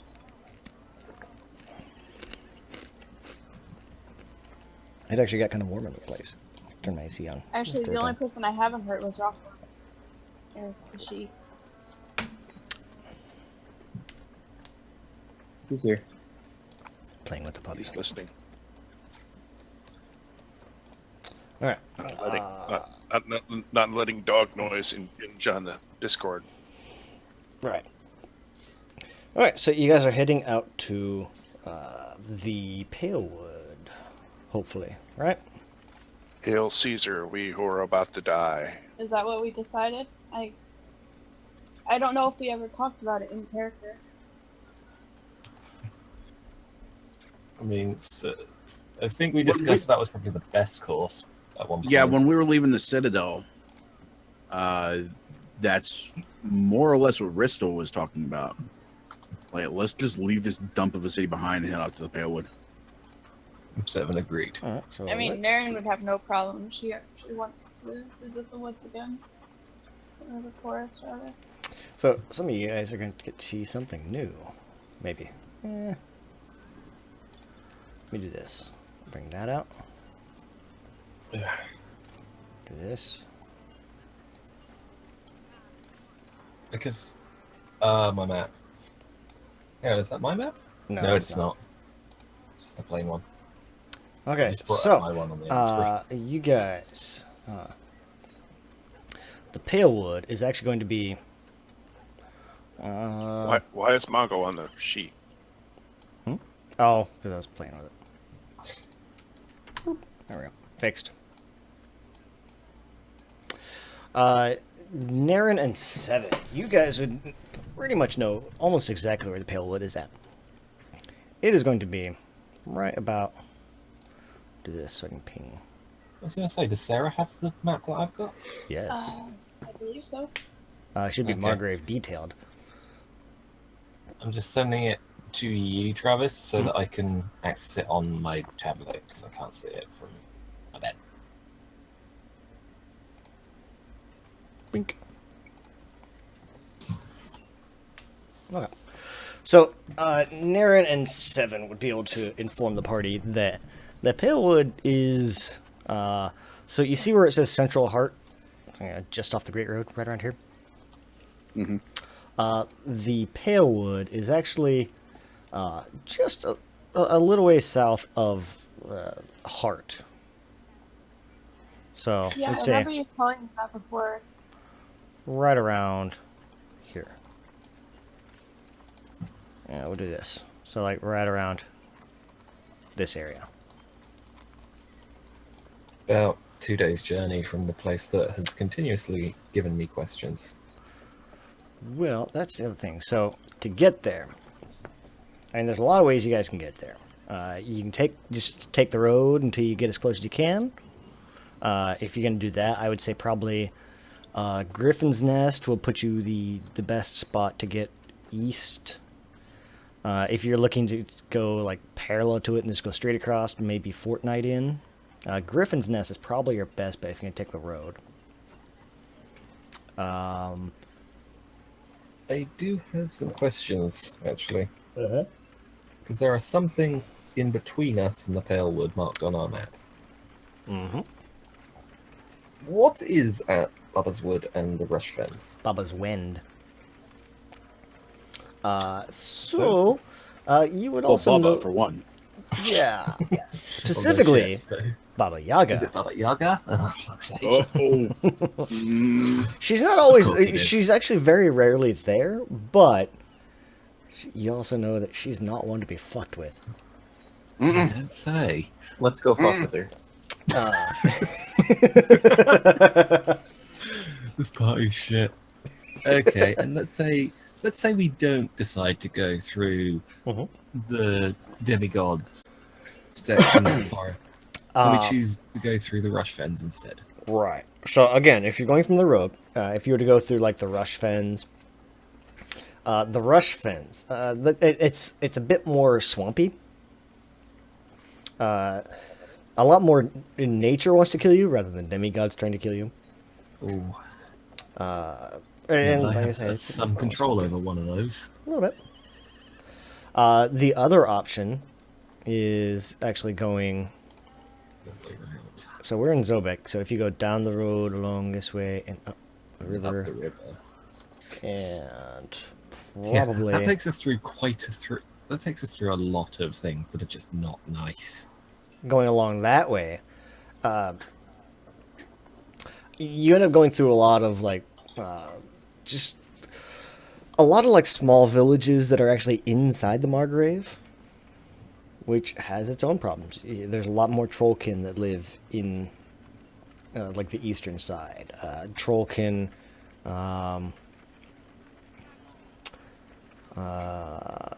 Let's see, what else would be in there?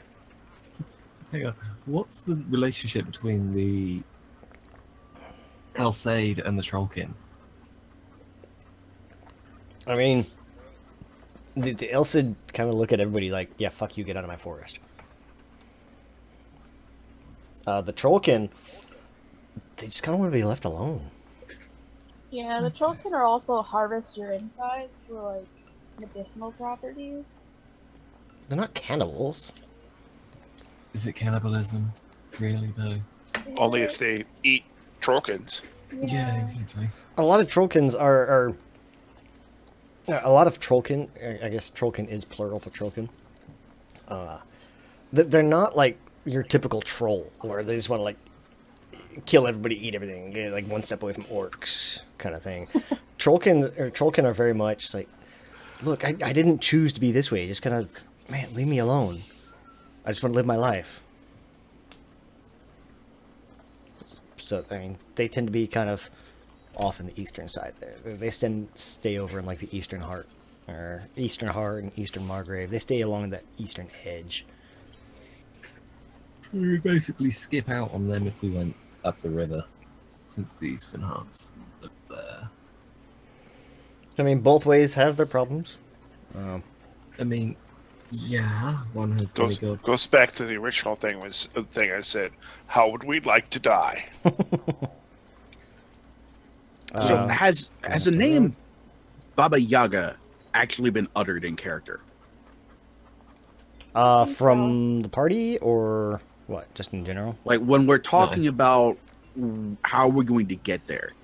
I know, I was just asking for personal reasons, because I don't know. I've got the full detailed map, but I don't know what's going on in half of this shit, because I've avoided the book.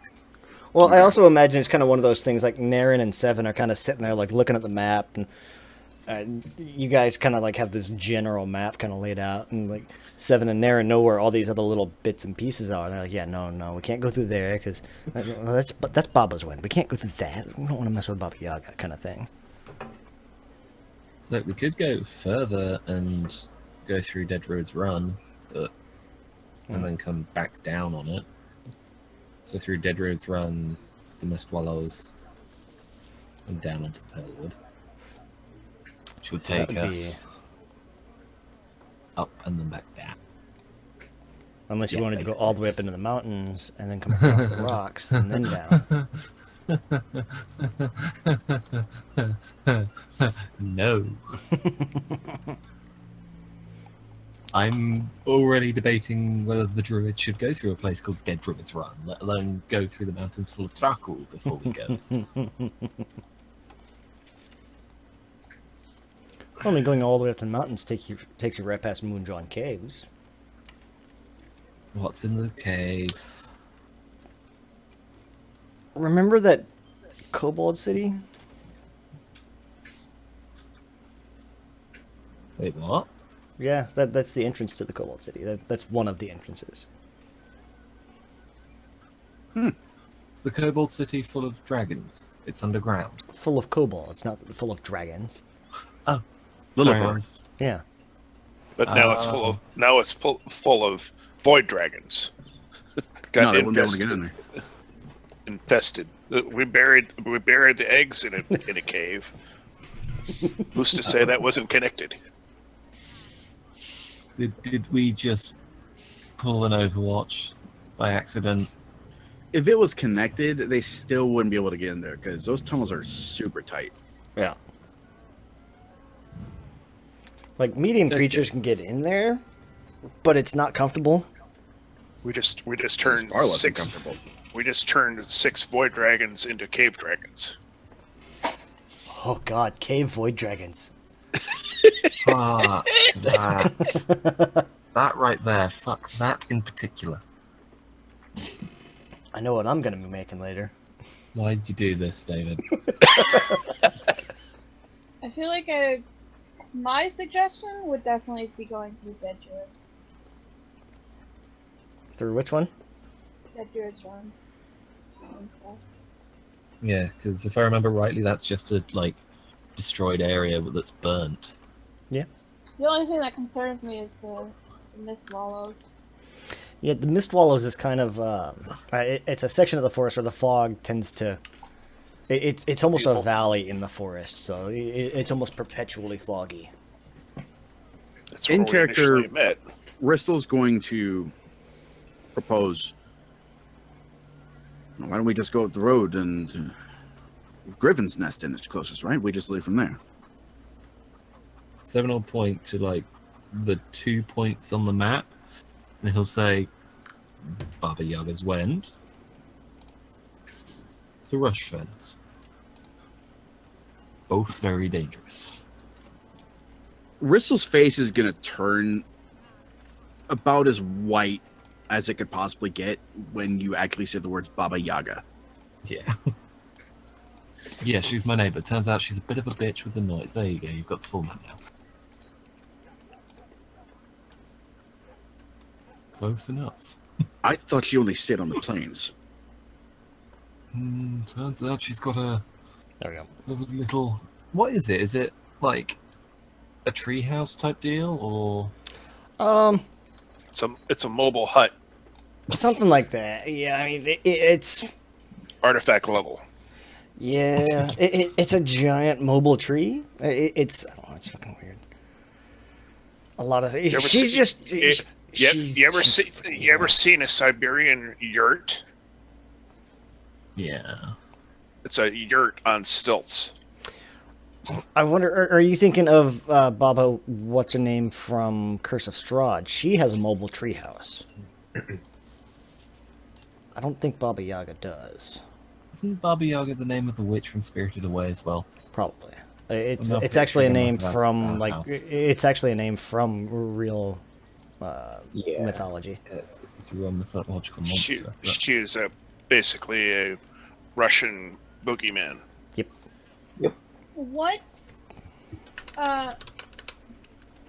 What is between Rushfend and the Mist Wallows? Like, what separates that? Just kind of geographical terrain. I mean, there's nothing in particular. Like I said, the Mist Wallows is a lot more.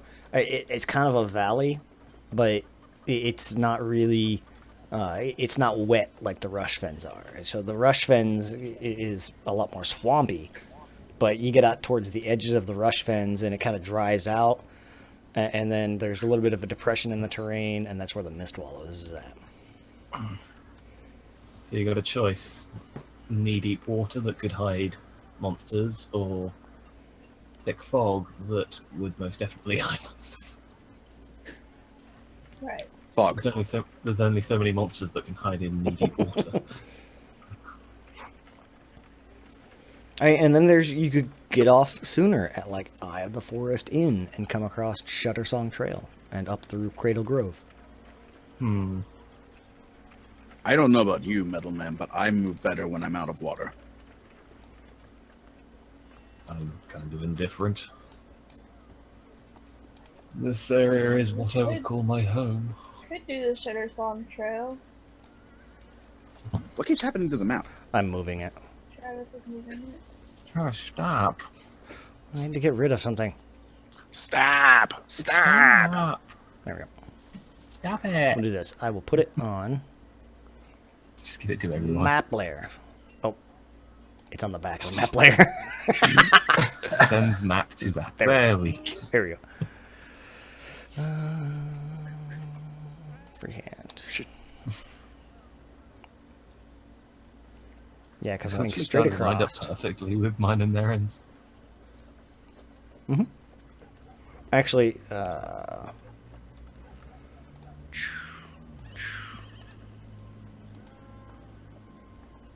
7. You Why should don't- actually be further up. You should be up around, like, here. I like the green path. Green's good, The you know. witch's teat in, that doesn't have anything to do with Baba Yaga, right? No, we've been there. No, Baba Yaga's not very often there. Has Seven encountered her, or at least been within a certain distance of her? Baba Yaga? Yeah, No. since that's kind of right next to his home. No. That is. 7 you has ever enough sense. stayed there? No, I'm staying the fuck away. Have you ever stayed at the witch's teat before? We've gone through there. Yes, we passed it. But have you stayed there? Yeah, you guys actually stopped on your way back from Yeah, we did. Brabazlor. Yep. And there were So- no Elapsed in Foul game pr- about 3 no. weeks ago. foul presences or anything strange going on there. It's the Margrave. I would be surprised if there wasn't. I assume we want to stay the night before at an inn before we head out into the forest proper. That would be a sensible thing to do, since the terrain is rough and the very forest wants to eat everything fleshy. Then let's stay the night at the eye of the forest, just to be safe. Are you a little bit scared of the witch's teat? I think anyone with half a lick of sense knows to be afraid of that witch. But it's a pub. Seven's like starting to mock you now. Just like, playfully teasing, like, he's afraid of the inn because of the name. I just noticed the way the path curves. It's like, I just realized how it got its name. If you had met the witch, or been raised on stories of her, you would understand why I don't want anything to do with her or anything that might have to do with her. I've got enough sense. It's right next door to my home, and Whoa.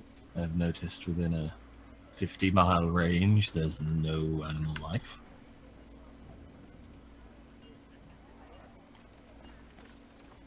Well, if you ever need a story about why I'm being cautious, ask a gnome. What is a gnome?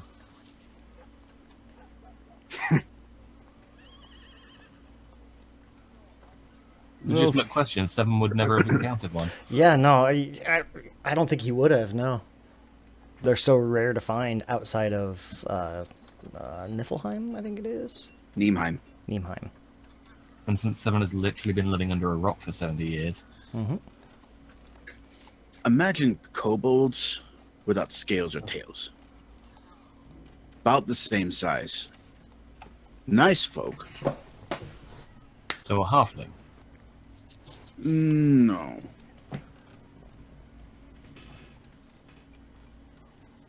They are nice folk. Just don't spend the night in one of their villages. Sounds like a halfling. Mongo would know of gnomes. Know of a gnome. I don't know any halfling that'll sacrifice you to its devilish master. But then again, I haven't met all the many halflings. The only halfling we've met has not been the most honest of people. Seven will subconsciously rub his wrist.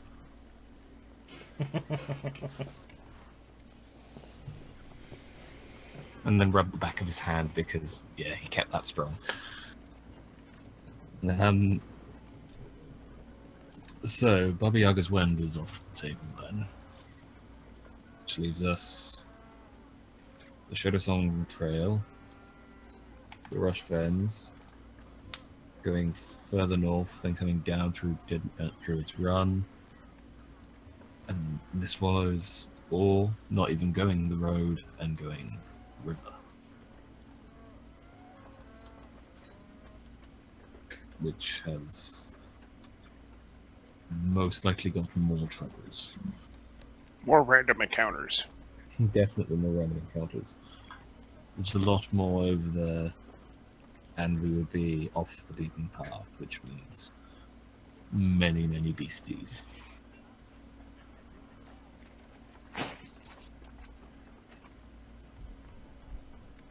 Naren, what do you think?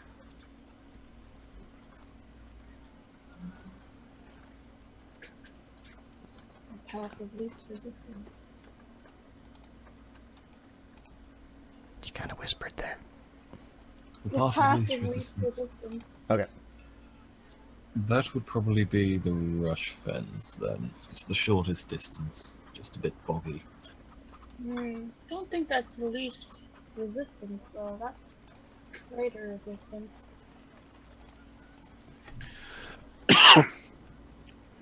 But wouldn't taking the Shadow Song Trail be longer in the woods?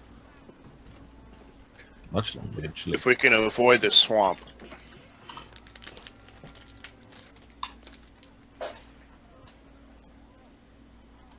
Speaking out of character, I'd rather avoid a swamp. Yeah, fair. Yeah, same. Ristel has expressed his in-character reservation about swamps. Yeah, Seven gives precisely 0 fucks about the amount of water that he gets in his boots. He can't feel it. He can't get trench foot. I would say the Shutter Song. I said there's Shutter Song. There's. Let's see. What is this? Bogs are out of the question, which means not going through the pine bog. There we go. For avoiding water as well, we don't want to take the river route, so yeah. Either I mean, Yeah, there's. five. Like I said, there's. You don't. If you're not wanting, or if you're wanting to avoid Baba's Wind, you've got Yeah. coming from the Great Northern Road. You can come across that Shutter Song Trail and go up through Cradle Grove.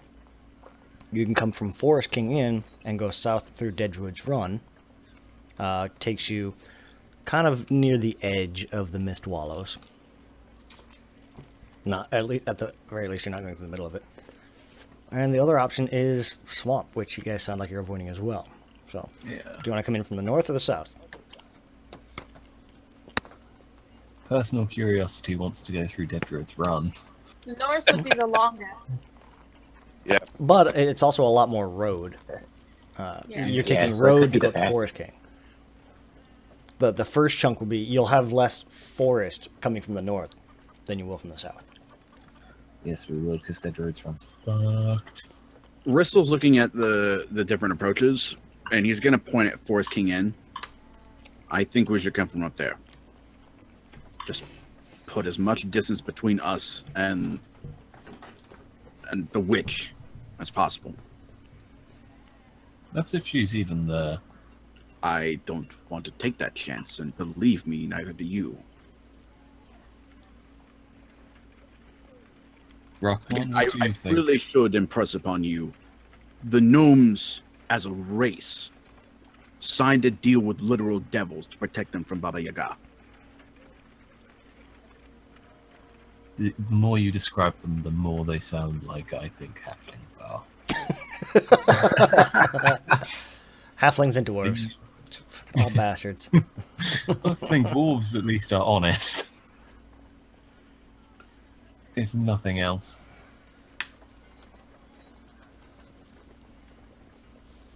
But yes, north maybe then. Nate, come on, you gotta get up. Say that again? Hold on. Nathan has to get up early in the morning. Yeah.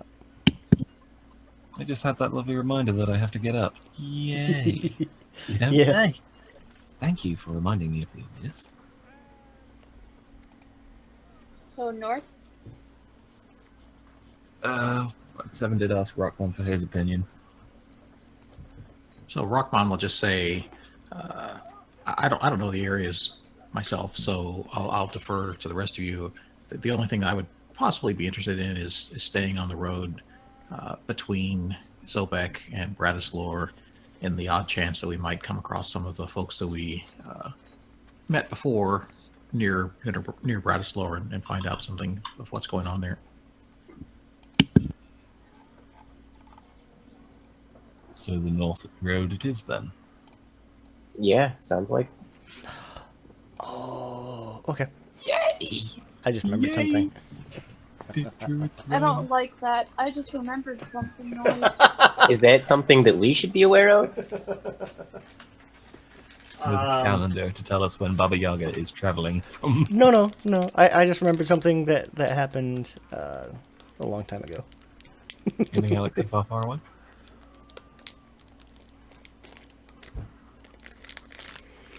Okay. So you guys are going to go to Forest King, right? Correct. Yeah. Okay. Quick question. We're looking at Seven and Naren's map, right? Right. Are all of these locations marked as we see them on the Roll20 map? I don't think Seven or No. Naren actually have maps. We're just pointing at your ones, going, that's where that is, that way. Yeah, that that is, kind of that. Oh, okay.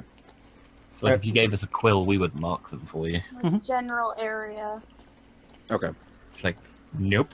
No. You just look at it and there's just like big red circles that form a bigger circle around the Palewood. It's like, yeah, this forest is the great big world of fuck you. Just don't go in the forest. Do we want Okay, to carry zoom? Do we want to zoom there using tireless and then rest up and head it the next day?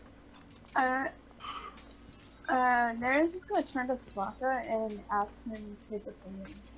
Actually, yeah, fuck, I forgot Svolka. Yeah. Svalka. Is he traveling with us? What say you, Svolka? Well, there's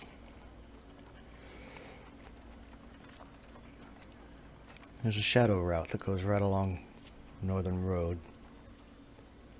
We could always ask the Queen. I imagine if she's asked you to go to the Palewood, I would imagine that there's probably a side path that would end near it. There is a portal to the realm in the forest. There are several.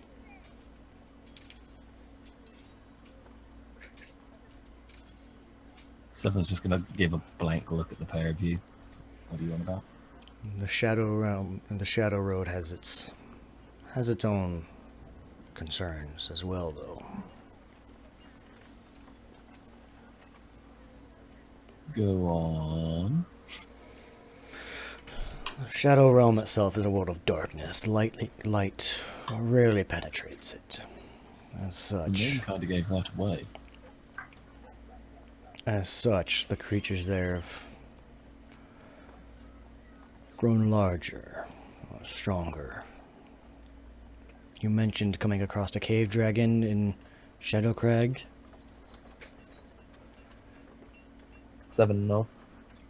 Young 7 nods. Young cave Sorry. dragons are considered little more than nuisances in the Shadow Realm. Basically, the Shadow Realm is worse than Margrave. Should you Traveling under the Queen's Aegis would mean nothing there. But it is the fastest route. travel time in the Shadow Realm is different. We could very easily go from Zobek to Bratislor in a day.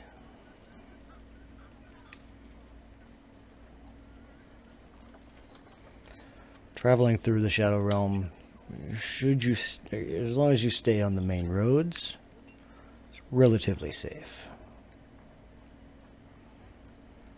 Stray too far, you don't know what you might find. Just like the Margrave. Yeah. Doesn't sound like that bad of an option. So traveling under the Queen's Aegis along the Shadow Road, we should be all right. Aye, indeed. But you don't know if the Shadow Road will take us any closer to the Palewood than any road in this realm. Where is the closest portal to the Palewood? That he know or that Svalka knows of.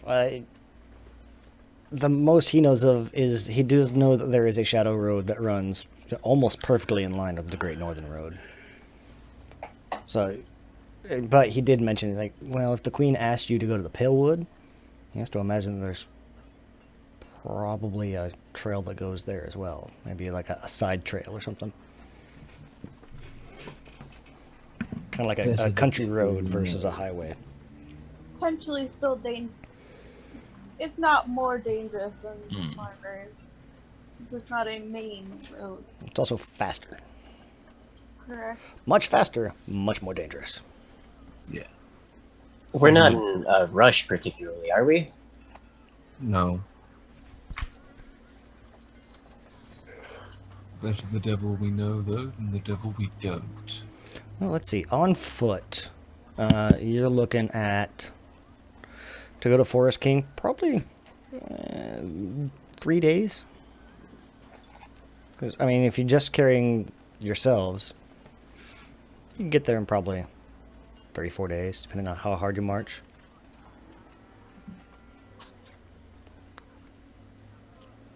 That's in conventional travel. Right. That's without the aid of If you haste. do that in the Shadow Realm, you'd make that in like a day. Easily. You travel slowly and make it in a day. But Travis, I don't wanna.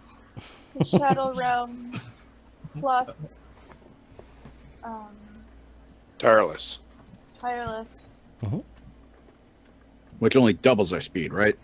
Triples. Triples. Oh, okay, I thought that had been changed too. But across the No. party, we'd only get like 3 hours. per cast. Yeah, but would you say a day? If you make, so not counting Tireless, if you hurry through the Shadow Realm to the Forest King, you can make it probably about half a day. So 3 hours with Tireless is probably like Most of the way. Yes. And if we were to, like, Well, I mean, half the day travel, you're looking at probably about, 4 hours. yeah. If you really pushed your travel length, you might get 6 out of it.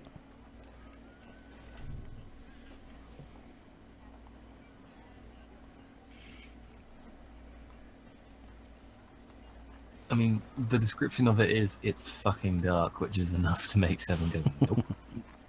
I've had enough of that. Why take 3 or 4 days to get there when we can take 3 or 4 hours? What kind of beasties did you say was in the Shadow Realms, Volker? Large ones. Hungry ones. Fae primarily, but we do have some tourists, we'll say. I hope I understand that reference out of character. I hope. Yeah. Because you never actually got back to me on that. But,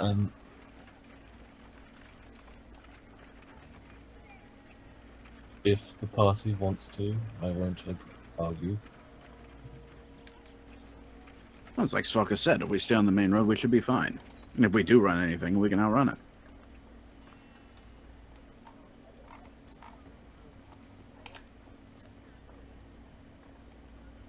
Rockman?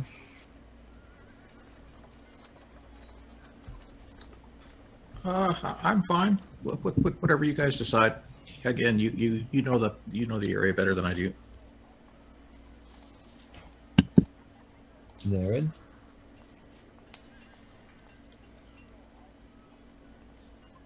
They're just gonna sigh.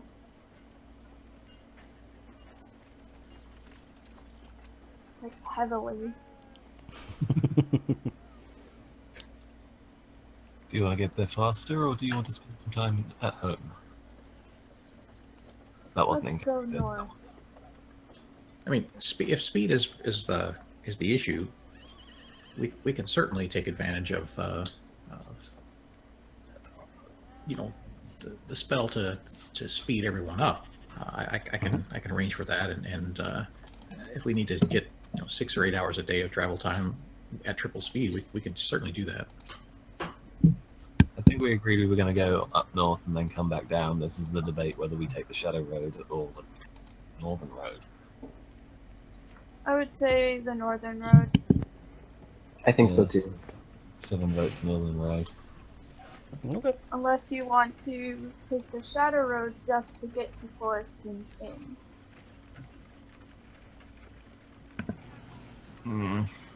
As think far as I'm that's- concerned, that's the only route that we know we can take. How do you mean? Once we know that the Shadow Road closely follows the Great Northern Road, right? And there So which aren't any roads? actual roads to the Palewood from the Northern Road, right? No. So unless Few Falka's trails. right and there might be a trail in the Shadow Realm, I'm Yes, thinking we but- only make it up to Forest King. I definitely would not travel the forest area, the Shadow Realm. It would be easy to get lost. I would rather stay in the mortal realm to travel the forest. That's what I'm saying as well. So we take the Shadow Realm to the Forest Kings, and then we travel from there through Dead Roads Run and then south.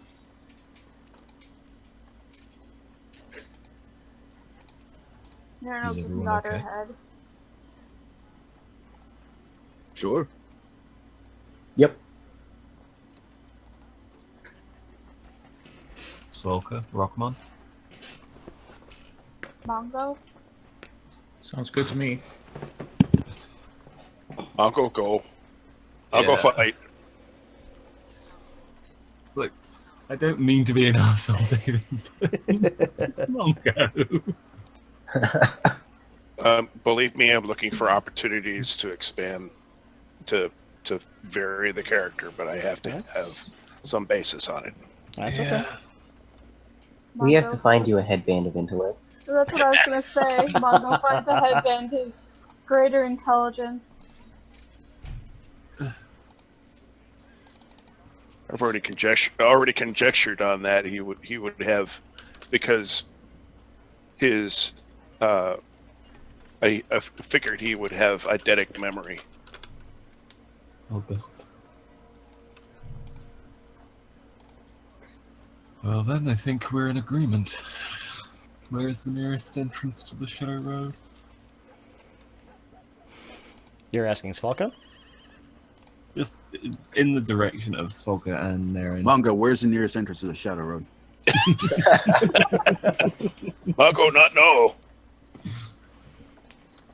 I mean, if you were to Walks ask under a Svalka, tree. Yeah. Svalka can basically point you to it and summon a gate for it. If you're going to Very take the useful Shadow Road. NPC. Oh, yeah.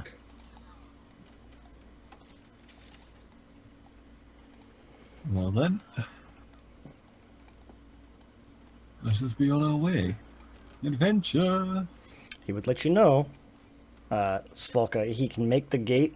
It does take time for him to kind of recover. He's not really he's not really trained in making the gates, so he can make a gate. He'll be at disadvantage for basically the rest of the time until he gets a chance to recover, like a day to recover, and then he can make another one the same day. But then he has to take a rest afterwards. He basically collapses after making a second one in the same day. So he'll collapse when we get to the other side and opens the gate over Yeah. there. Yep. So we'll have to spend a night or a day in the forest. And we Probably can't- would be best anyways. Yeah. Yeah, It is it was exhausting. my understanding we're planning on taking a night at the inn before we head into the forest. Yeah. Question: wasn't the Forest Kings the one we nearly burnt down? 7 nearly burnt down. Or was that Devil's Hoof? I think it Um, was Devil's Hoof. Oh yeah, no, it was Devil's Hoof because it was like the last day before we left. when you had the encounter with Ledger. Ledger, The gnome, yeah. that would have been Forest King. Yeah. Okay. I'm sure that lovely bar lady will be more than happy to put us up for a couple of days. Because shortly after that, you guys fought Orthus. Orseth. Oh, yeah. That's what I was cackling about remembering earlier. Hey, that was a satisfying kill. That was a good kill. Yeah, well, how are you going to feel when you realize you didn't kill him? Oh. I will be impressed considering I put a decent sized gash from his shoulder to his fucking pelvis. Yeah. And cauterized the wound as I did it, so. Is anybody going to mention that there have been previous incidents at this inn? No. Nope.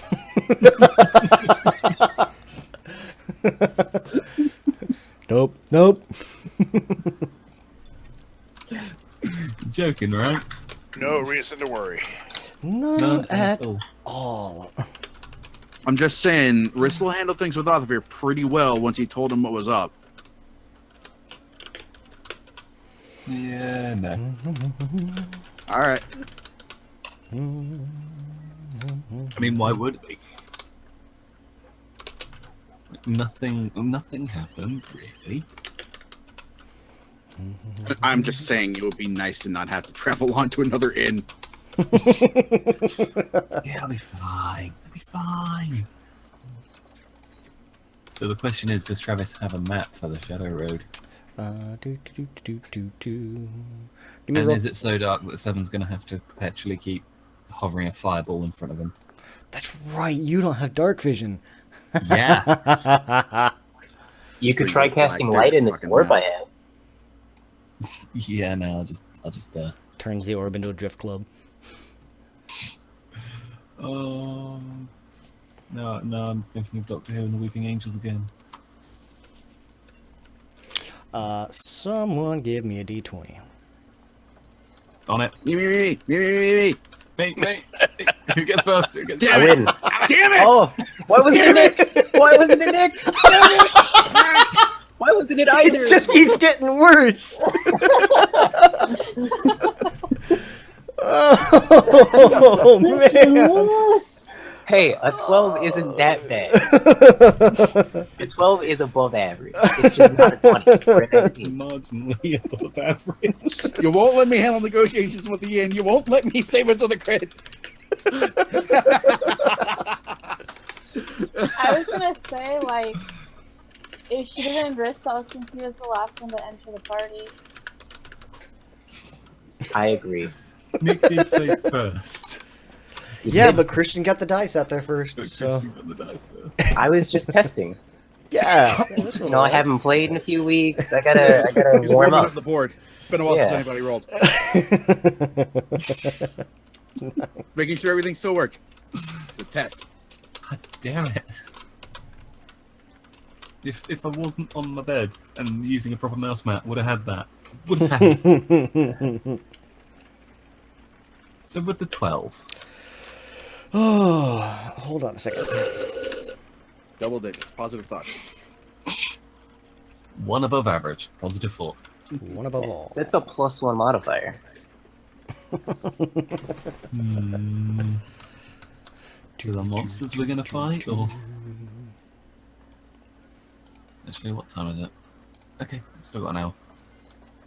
Over an hour. Boop. Ba-dum. Clear. Oh, nope. Yeah, I'll no, do bring clear. this back. Okay. No, we can't read it. Actually, that. Why am I? Why did I start so far up in the north corner? I don't know. No, it's because I moved that. Okay. Here we go.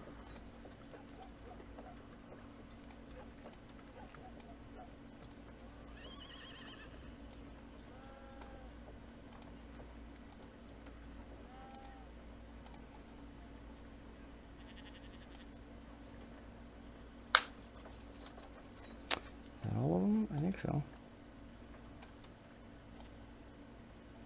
Yep.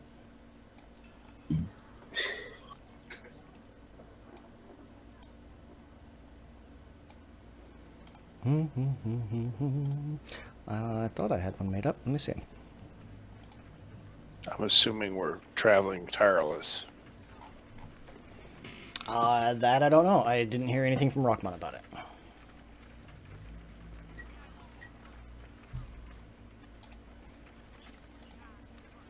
Rockman?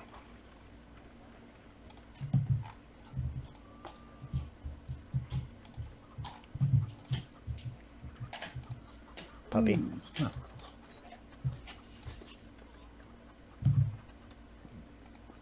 So yes. There we go.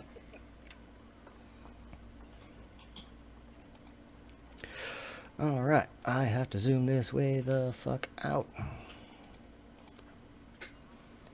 So So we're leaving on that same day, so we're not taking a full rest or anything before we leave.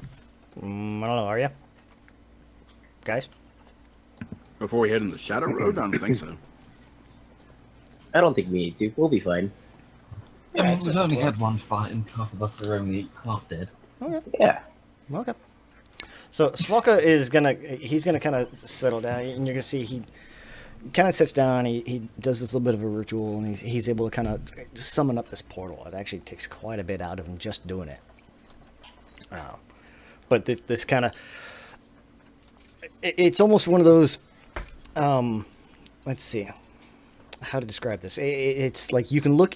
You're on when you're on the one, or when you're on Svalka's side. You look in, and you see this almost as if, like a cartoon style, like somebody just kind of painted on a wall and like drew an arch. You see that, so there's like no line or anything, but it's freestanding in the middle of nothing, in like the middle of this field. And it's also one of those, like, if you kind of walk around, like you can go to the side of it and you don't see anything, and then you come back around the opposite side and you still can't see anything. You have to come all the way back around. It seems like this portal is kind of like a one-way entrance. Like you can only enter it from one direction. The game designers were lazy and didn't put a texture on the back half. That's all it is. Yeah, exactly. Only people that have tried to get out of game maps get that reference. But even looking in, like as you kind of look in, even those with like dark vision, you can't hardly see anything inside of it. It's just black. You can almost see kind of like ripples in the shadow, almost like a Stargate portal. So it looks kind of like that watery surface on it. Oh, don't. Last time we went through one of those in a game, we nearly died from flappy things with teeth. That's a callback. Wow. That is a callback from over a year ago. Wow, that is something Nate and I would know that one, and nobody else will. Yeah, Travis, you remember the beak? Mm-hmm. I got a notification from Facebook today saying it's 1 year since that photo was Oh, taken. Jesus Christ. 1 year. We did a little short game for using the Numenera system. We're using the setting called the Strange, and you can go through like this Stargate-like portal and end up in a new world where all the rules of physics are different. It was actually, I actually really enjoyed it. I really enjoyed it. Hang on, I'll see if I can find the photo. We went to a world where Bird people. bird people were a race. Called And Crow we had the Hollow. option. Yeah, we had Travis, the option. are we supposed to be able to see the whole map? Yep. Okay. Yeah, I don't have any lighting on this one. So as you guys, I'm assuming nobody is going to not go through the gate. Yeah, once it's open, Bristol's rolling in. Okay. Yep. Naren will probably be the first one to walk through. Right. Soon she's had experience with you. Yeah, I figure Naren's probably gone through at least a couple of these before. There it is. There it is. Guys, give me, let's see. Give me Constitution checks. Naren with advantage. If I could just not die as I walk through, that'd be Oh, fantastic. Jesus. Hmm. Hmm. Hmm.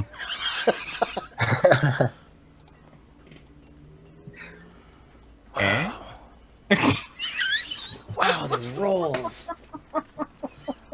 All over the place. Oh, that devil pack. That's done well for me today. Alright, so you guys are going to have to zoom in a little bit, but you're way over here. This place is much spoopy. Yeah, even zooming out, like, this is a big-ass map. Yeah. Oh, dear sweet baby Jesus, what the fuck? What are the dimensions on this? Let me see. Wait, They're why are supposed we to be, like, going... Castle? Let's see, it's 136 units by 8 units. The grid is set to 1/2. Hmm. It's big. Wait, so the Shadowfey Court Fortress is smack bang in the middle of the Margrave. Time and distance are different in the Shadow Realm. Yeah, but we're traveling through it to get to the other side. You also had a Knight of the Shadow Court open your portal. Right. So yeah, Watching Uh-huh. watching Svalka do that, is that something that like anyone could do if they knew how, or is that like because he is like a knight of Queen or the whatever? portal itself, yeah, with enough training, if you knew how, it's actually a really high level spell. Oh, It's in, I think, Shadow Magic, offhand. Logic would say. Safe bet. I remember reading it. But it's like a 6th or 7th level spell. It's pretty high up. But his work's a little different because he's essentially a royal knight of the Shadow, or of the Summer Court. His portals will always bring him back here. It's a 5th level spell. The what? He used Lumbridge Teleport. 5th level. Is it 5th? One person got it. No. I didn't hear what you're saying, Nate. I said he used a Lumbridge Teleport. Oh. But yeah, it would. His portals always bring him back to the Shadow Court.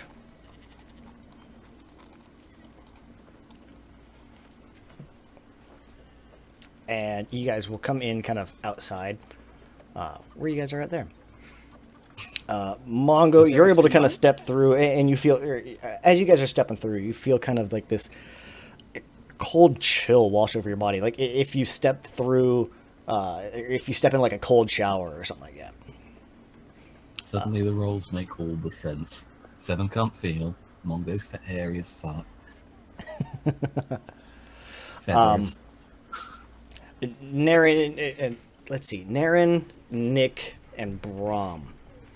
As you guys kind of step in, Naren, maybe it's been a little while since you've been here, or maybe it might just be Svalka's portal. You're used to traveling through like the Queen's portals instead. As you guys kind of step in, the three of you are kind of, you get this kind of wave of nausea, and Naren and Ristel, you guys both almost double over to the ground. Naren, you actually throw up a little bit. Oh, yeah. Brahm, you're able to kind of keep your lunch down. You're able to keep your veggies down. Veggies. yeah. Good joke. Vomit's better than what I was imagining, so that's okay. Did you expect the loss of a finger? No, I was expecting her just to fall over dead or something. From a 5? Yeah. That's big. Well, it's the shadow ground. And a shadow meteor falls, and Naren is killed instantly. Only Naren. Yes, only Naren. It's a perfect size to only hit you. Yep, you figured it out. So there's a bit of the Fey Touch background where I can pick up when I'm near a ley line, a Fey Road, or an active portal. Mm-hmm. What happens when I'm on that Shadow Road and right next to the portal? That's because I also have that. Yeah, you guys are both like your senses are just. That could very well be also why like Ristel and Naren both. It's such an overwhelm to your senses all at one time. Yeah, even as I'm reeling from like just the nausea, Ristel's freaking the fuck out because he's never heard what he usually hears like this loudly before. Mm-hmm. Yeah, And for that sense, it might not necessarily be like an audible sound, but it's almost like one of those like sound inside your head kind of things. I imagine it's like a low hum. To Ristel, it's the baying of hounds and hunting horns. Oh god, that's horrible. Yeah. And roots. Apparently it's Okay. more pleasant for Naren, because for her it's just a low hum. See, Yeah, now your patron actually likes you. Fuck's sake, I now picture you going through it, and all you can hear in your head is Vuvuzelas. There's also for those that do not know, there's also another fun little part of the Fey Touch background. Your emotions can be felt by others as a physical effect. Seriously, Travis, the more this is described, the more I think they were fans of Warhammer. For real, this is straight up the fucking webway and the warp. Yeah, pretty much. Straight there. Yeah, if just like I'm trying to imagine the design of Charlie Brown's shirt, just like the jagged lines. Imagine that just like hitting you. Jesus. That's how freaked out Imagine being hit Ristel is by right now. Charlie Brown. the design on his shirt. You know, like the jagged lines. Pattern. Okay, so Like imagine. spiky. Yeah, the I'm trying to figure the name for it. Like the you know when somebody's hooked up to the heart monitor. Yeah. The lines. Yeah. It's just go beat beat beat beat beat beat beat beat beat beat. Okay, I'm with you now. Yeah. I was gonna say, imagine being hit by Charlie Brown. That's an interesting concept. I'm not Yeah. No. never thought There we about go. that one. Just imagine the sensation of Charlie Brown just whiffing on the football as Lucy pulls it out from under him, times 10. Oh god. Oh god. Oh god. I know that pain. Today was a day I forgot how to words. Forever. Normally you're so eloquent. Let me do this. So yeah, is there actual light in this area, or am I just saying because the party's You'll get saying- kind of a soft glow coming off the actual court grounds. Okay, cool. But So that's I can about actually it. see. Let me do this. How does the queen leave without a massively dark pair of aviators on?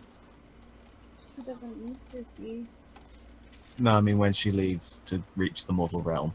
Oh. Because I imagine to go from this darkness to glaring sunlight. Well, if you remember, when you met her, you were surrounded by a fog cloud. Oh yeah. Still light enough to see clearly.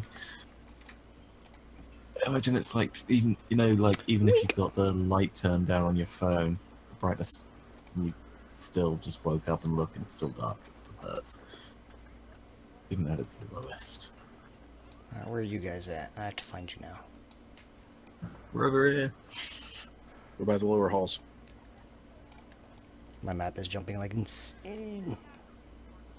Oh, there you are.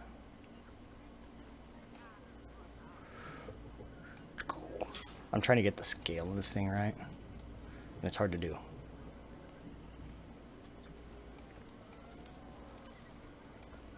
There we go. This gives you an idea of just how big this fucking place is. There we go. Be big. Okay.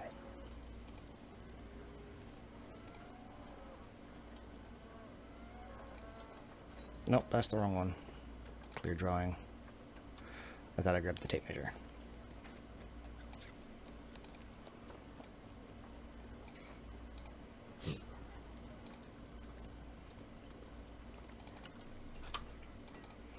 Uh, 2.5. Okay. Every time I do anything, it's warning me. Hey, by the way, dummy, this map is huge. Yeah. I know. It's like, yeah, no shit. Thanks, game. All right. Oh god, does that mean we're gonna have to actually go through the core? God damn. Gibbs not explaining why we've not only just gotten around to it. Okay, there we go. Whoa.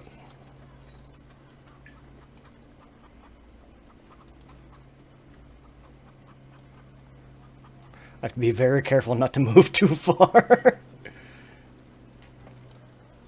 I can't zoom out far enough to cover everything. Okay. Okay, so, yeah, there we go. Wink.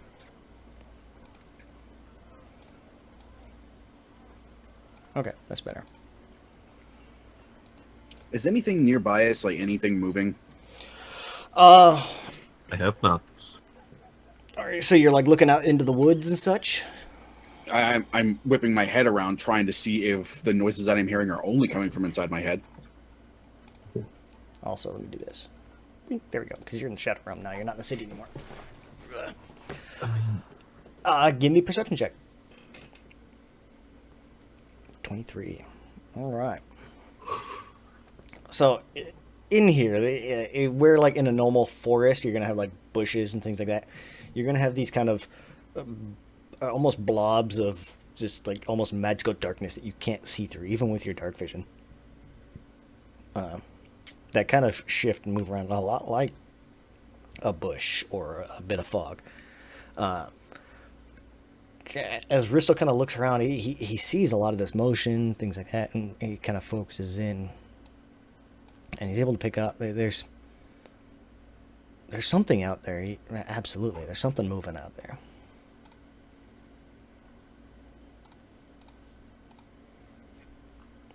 But he can't discern what exactly it is. No, you can't quite make it out, but it certainly does seem bigger than Ristel is. Whatever it is, it's casting a large shadow, bigger than Mongo even. Go through the shadow realm, he said. It'll be safe, he said. Nobody said it would be safe.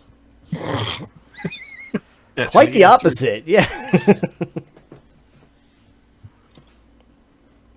Ristel has kind of like one head or one hand clutching the side of his head, and he's just gonna hiss as he points out in the direction where he saw the shadowy figure. I can't say, so I won't bother rolling the perception. Svalka is gonna kind of, he's gonna stand up as well. Actually, let me do his because I forgot to. Oh yeah, he's fine. He comes through fine. Svalka kind of stands up, makes his recovery. He looks around. The Guardians of the court on their patrols. Should we not cause any commotion, we'll be fine. Come. And he's going to turn and start walking towards the gate. Naren's just gonna follow confidently. He doesn't even pay attention to anything else going on. Ristel's sticking close, and he's gonna ask her, "This isn't the first time you've been here, right?" No, it is not. How do you deal with all the noise? And I'm just gonna like give him like a really strange look, like as if he's gone insane. You don't hear any of that. Noise? No. What? I imagine Naren would. He's talking about like that phase sense you guys get when you're near something. You would actually get it as well. But I it's not imagine. as loud for her. Right, and it's also one Yeah, of those she like said it's you've like been it's here like a before. low hum. Yeah. You've also been here before too. It's like, oh yeah, yeah. Well, that's mom, that's dad, that kind of thing. Maybe not Yeah. mom and dad, but you know. The horns, the hounds, none of it. Humming. You're hearing noises? Great, party's going crazy again. This is the guy that was questioning Seven's sanity a minute ago, so like literally the night before. I always hear something when I'm near something like this, but I've never felt it since I was actually with the hunt. So you've never been here either. Russell's just gonna shake his head wordlessly. Well, first time for most of us then.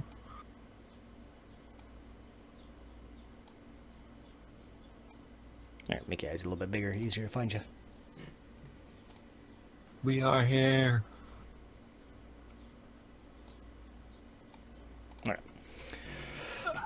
Alright, like I said, Svalka's heading towards the gate. Following. Yeah. The NPC is now the party leader. I am 100% okay with this. At this point, Seven's following Naren. So he's gonna get to this gate, and there's this humongous gate. Like, this is one of those, like, looking at this gate, it looks like it probably stands about 20 feet high. Each door is probably about 5 feet wide, easily. Like, Seven could lay down on his side and just barely reach hinge to edge on this door. It's a great big double door, so there's two of them. Even looking at these, it looks like it's wood, maybe. Probably not. It's darker than any wood you've ever seen, like any of you have ever seen.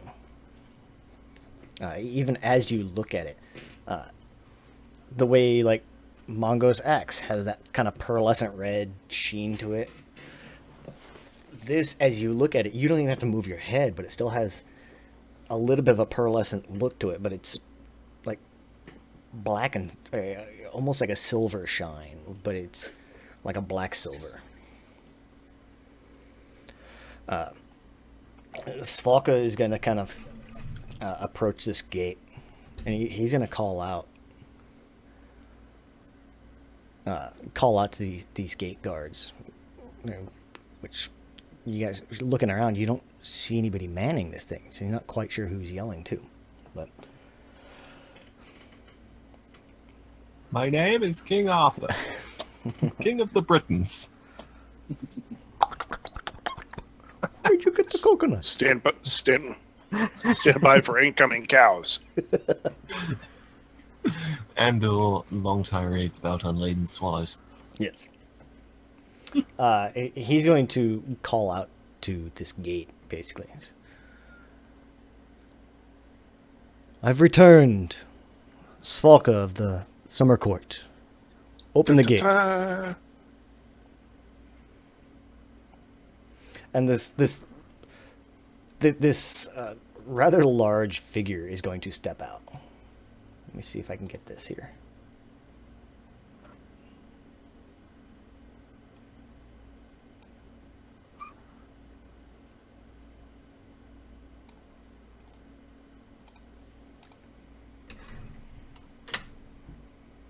Will that work? Nope, that didn't work. Okay. We'll do this. this large guy is going to kind of step out. And he's wielding this halberd, stepping through this gate. Height. You're looking probably about 12 to 15 feet. Like, if he wanted to, he could dunk on top of this gate and just kind of like reach his arm up and put something over the top of it. Seriously though, that eyeliner and eyeshadow, he's got too much. That's not eyeliner and eyeshadow. No, it's... That's his face. Yeah. Where That's you his eye would... sockets. Where you would normally see eyes, there's actually this sunken blackness. It's... Okay, which... Are any of you guys kind of like see his eyes or anything like that? I mean, Seven can't see shit, so... Right. Well, I mean, you can see a little bit. You can kind of make it out because, like I said, there's a soft glow kind of around everything. Yeah, someone specifically looking for his eyes. Give me a wisdom check, or a wisdom save. Me? Yes. Oh, joy. Here we go. Seven does not have the wisdom to dodge the boulder that is dropped on his head. 18. Okay. Okay. Good. So, Seven, you see this this person step out, and like I said, he's probably about 12 feet tall. Looking at him, he looks like he could easily break 700 pounds. He's huge and solid. As you see his face and you see these dark spots where his eyes should be, you kind of focus in a little bit, and you get just this. You're able to choke it back a little bit, but there's this fear that kind of creeps in the back of your mind. Almost as one of those, like, I don't know what this is, but no. It's just, whatever this being is, it's not normal. It's not of the mortal realm. This being is not of the normal mortal realm that you're used to.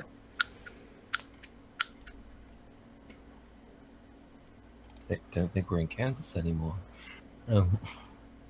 If that was just not looking into his eyes, I'm happy I didn't say yes to looking into his eyes. Oh, you said you weren't looking into it? I thought you said you were. Yeah.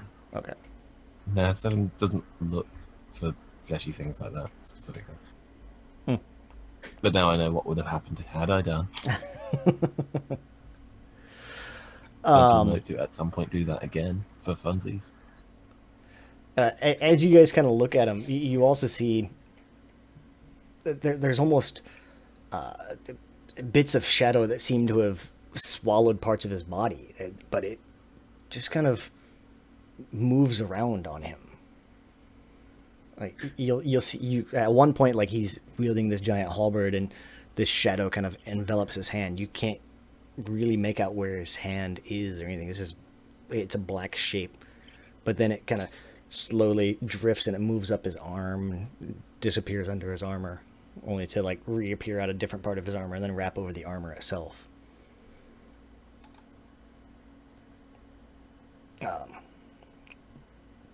But yeah, that's the gate guard. He's going to kind of step forward. You've been gone. Yes, I was Unavoidably detained. I was captured by another court during my duties. We're seeking passage.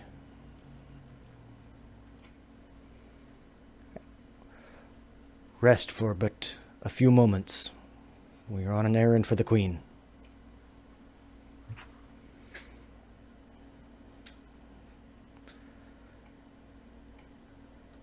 She is on premise. Oh, this is how you're getting us to time jump forward and for the 5E campaign. That doesn't come out until like winter, so we're good. But now we know we'll just have to ask this Dark Elf Heimdall to get us there. That's how I envision him now. Just Heimdall with a axe, or with a halberd. The queen Can is you here. try and do the voice of Idris Elba for him? I'd have to listen to it a lot. It'd be hard to do. I'm not good at voices. The queen is here. Do you know where currently? It's the throne room. You shall go see her immediately. If not sooner.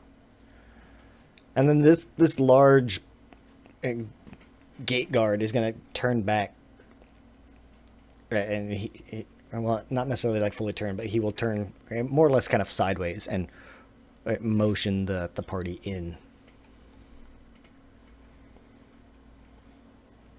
And unless anybody wants to not go in, The senses say don't. It's dangerous. But I wanna. As we pass, though, I'm gonna run my hands over the wall and gate. over like the castle wall. Yeah, just like as I'm walking, like the fingertips. Mm-hmm. Yeah, so as you do it, I mean, it's one of those, you've been here before, you've been here probably several times, and running your fingers across it, there's that kind of cold tingle, like if you ever run your bare fingers across like frosted metal.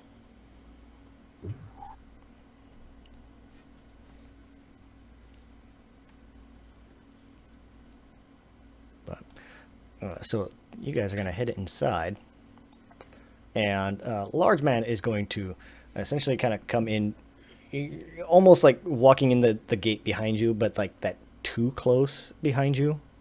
It's kind of unnerving. And the gate, like if anybody kind of looks back, you'll see this gate kind of just slowly closes behind him, but you don't notice any like ropes or pulleys or even anybody moving it. The gate's kind of closing on its own. What we don't know is the weakest member of the guard is typically assigned to gate duty. But let's see, it's 20 after now. I got some time. I'm still thinking we'll probably wrap it up here. That way it'll give me, you guys went a different direction than I was quite expecting, so I didn't have much more planned out beyond this. Sweet. Or sheets prepared. Yes, the players have derailed the DM again. Yes! Yeah, oh well. I've actually had this map sitting in my library for since like week 2. Why? What's wrong? Oh, Look okay. at it! It's 13. I mean, yeah, Stairs but to why? roll. What on earth made you think we would come here that quickly? I just had it in there because I thought it was a nice, pretty map, and I wanted something for the, like, people to play it independent. If anybody played a Shadow Fae Elf, it's like, well, yeah, here's the court. I did plan to. One of my backups was, and I'm probably never going to get to play that game. He prepared it for merchandising opportunities, of course. No, I prepared it. That backup character was a Shadow Fae monk, which means I'm probably not going to get to play him. So it was a fun character concept. What number is the throne room? I think 20. Yeah. No, 20 is Chambers of the King's Players. That'll be the closest it goes. Oh, the Great I'm Hall, guessing probably 20. 62. Isn't it 26? Because that's where Queenie is currently. Buttress of the Bridge of Night. There's the token for the Queen is there. I'm 26. She's on 20. Oh, 20. You guys passed under Bridge of the Night coming in. That's what this is. Man, even my measuring tool is small. Insert joke here. Right. If we're calling it, I will catch you guys next week. Yeah. Good night. Y'all, All right. Well, let's see here. I've always wanted to know whether it was possible for an elf to die of a heart attack. We might find out. Russell's just gonna poop himself. All right, folks. Oh, like I said, we're gonna wrap it up a little tonight. Partly because I have nothing else planned, and also partly because I have no sheets planned for or prepared for anything I wanted to do. But we'll wrap it up for tonight, and see you all next week when we get to find out. They get to meet the Queen again. It's been a long time, but all right. See you later, everybody. Good night. Bye. Oh, turn down. Okay.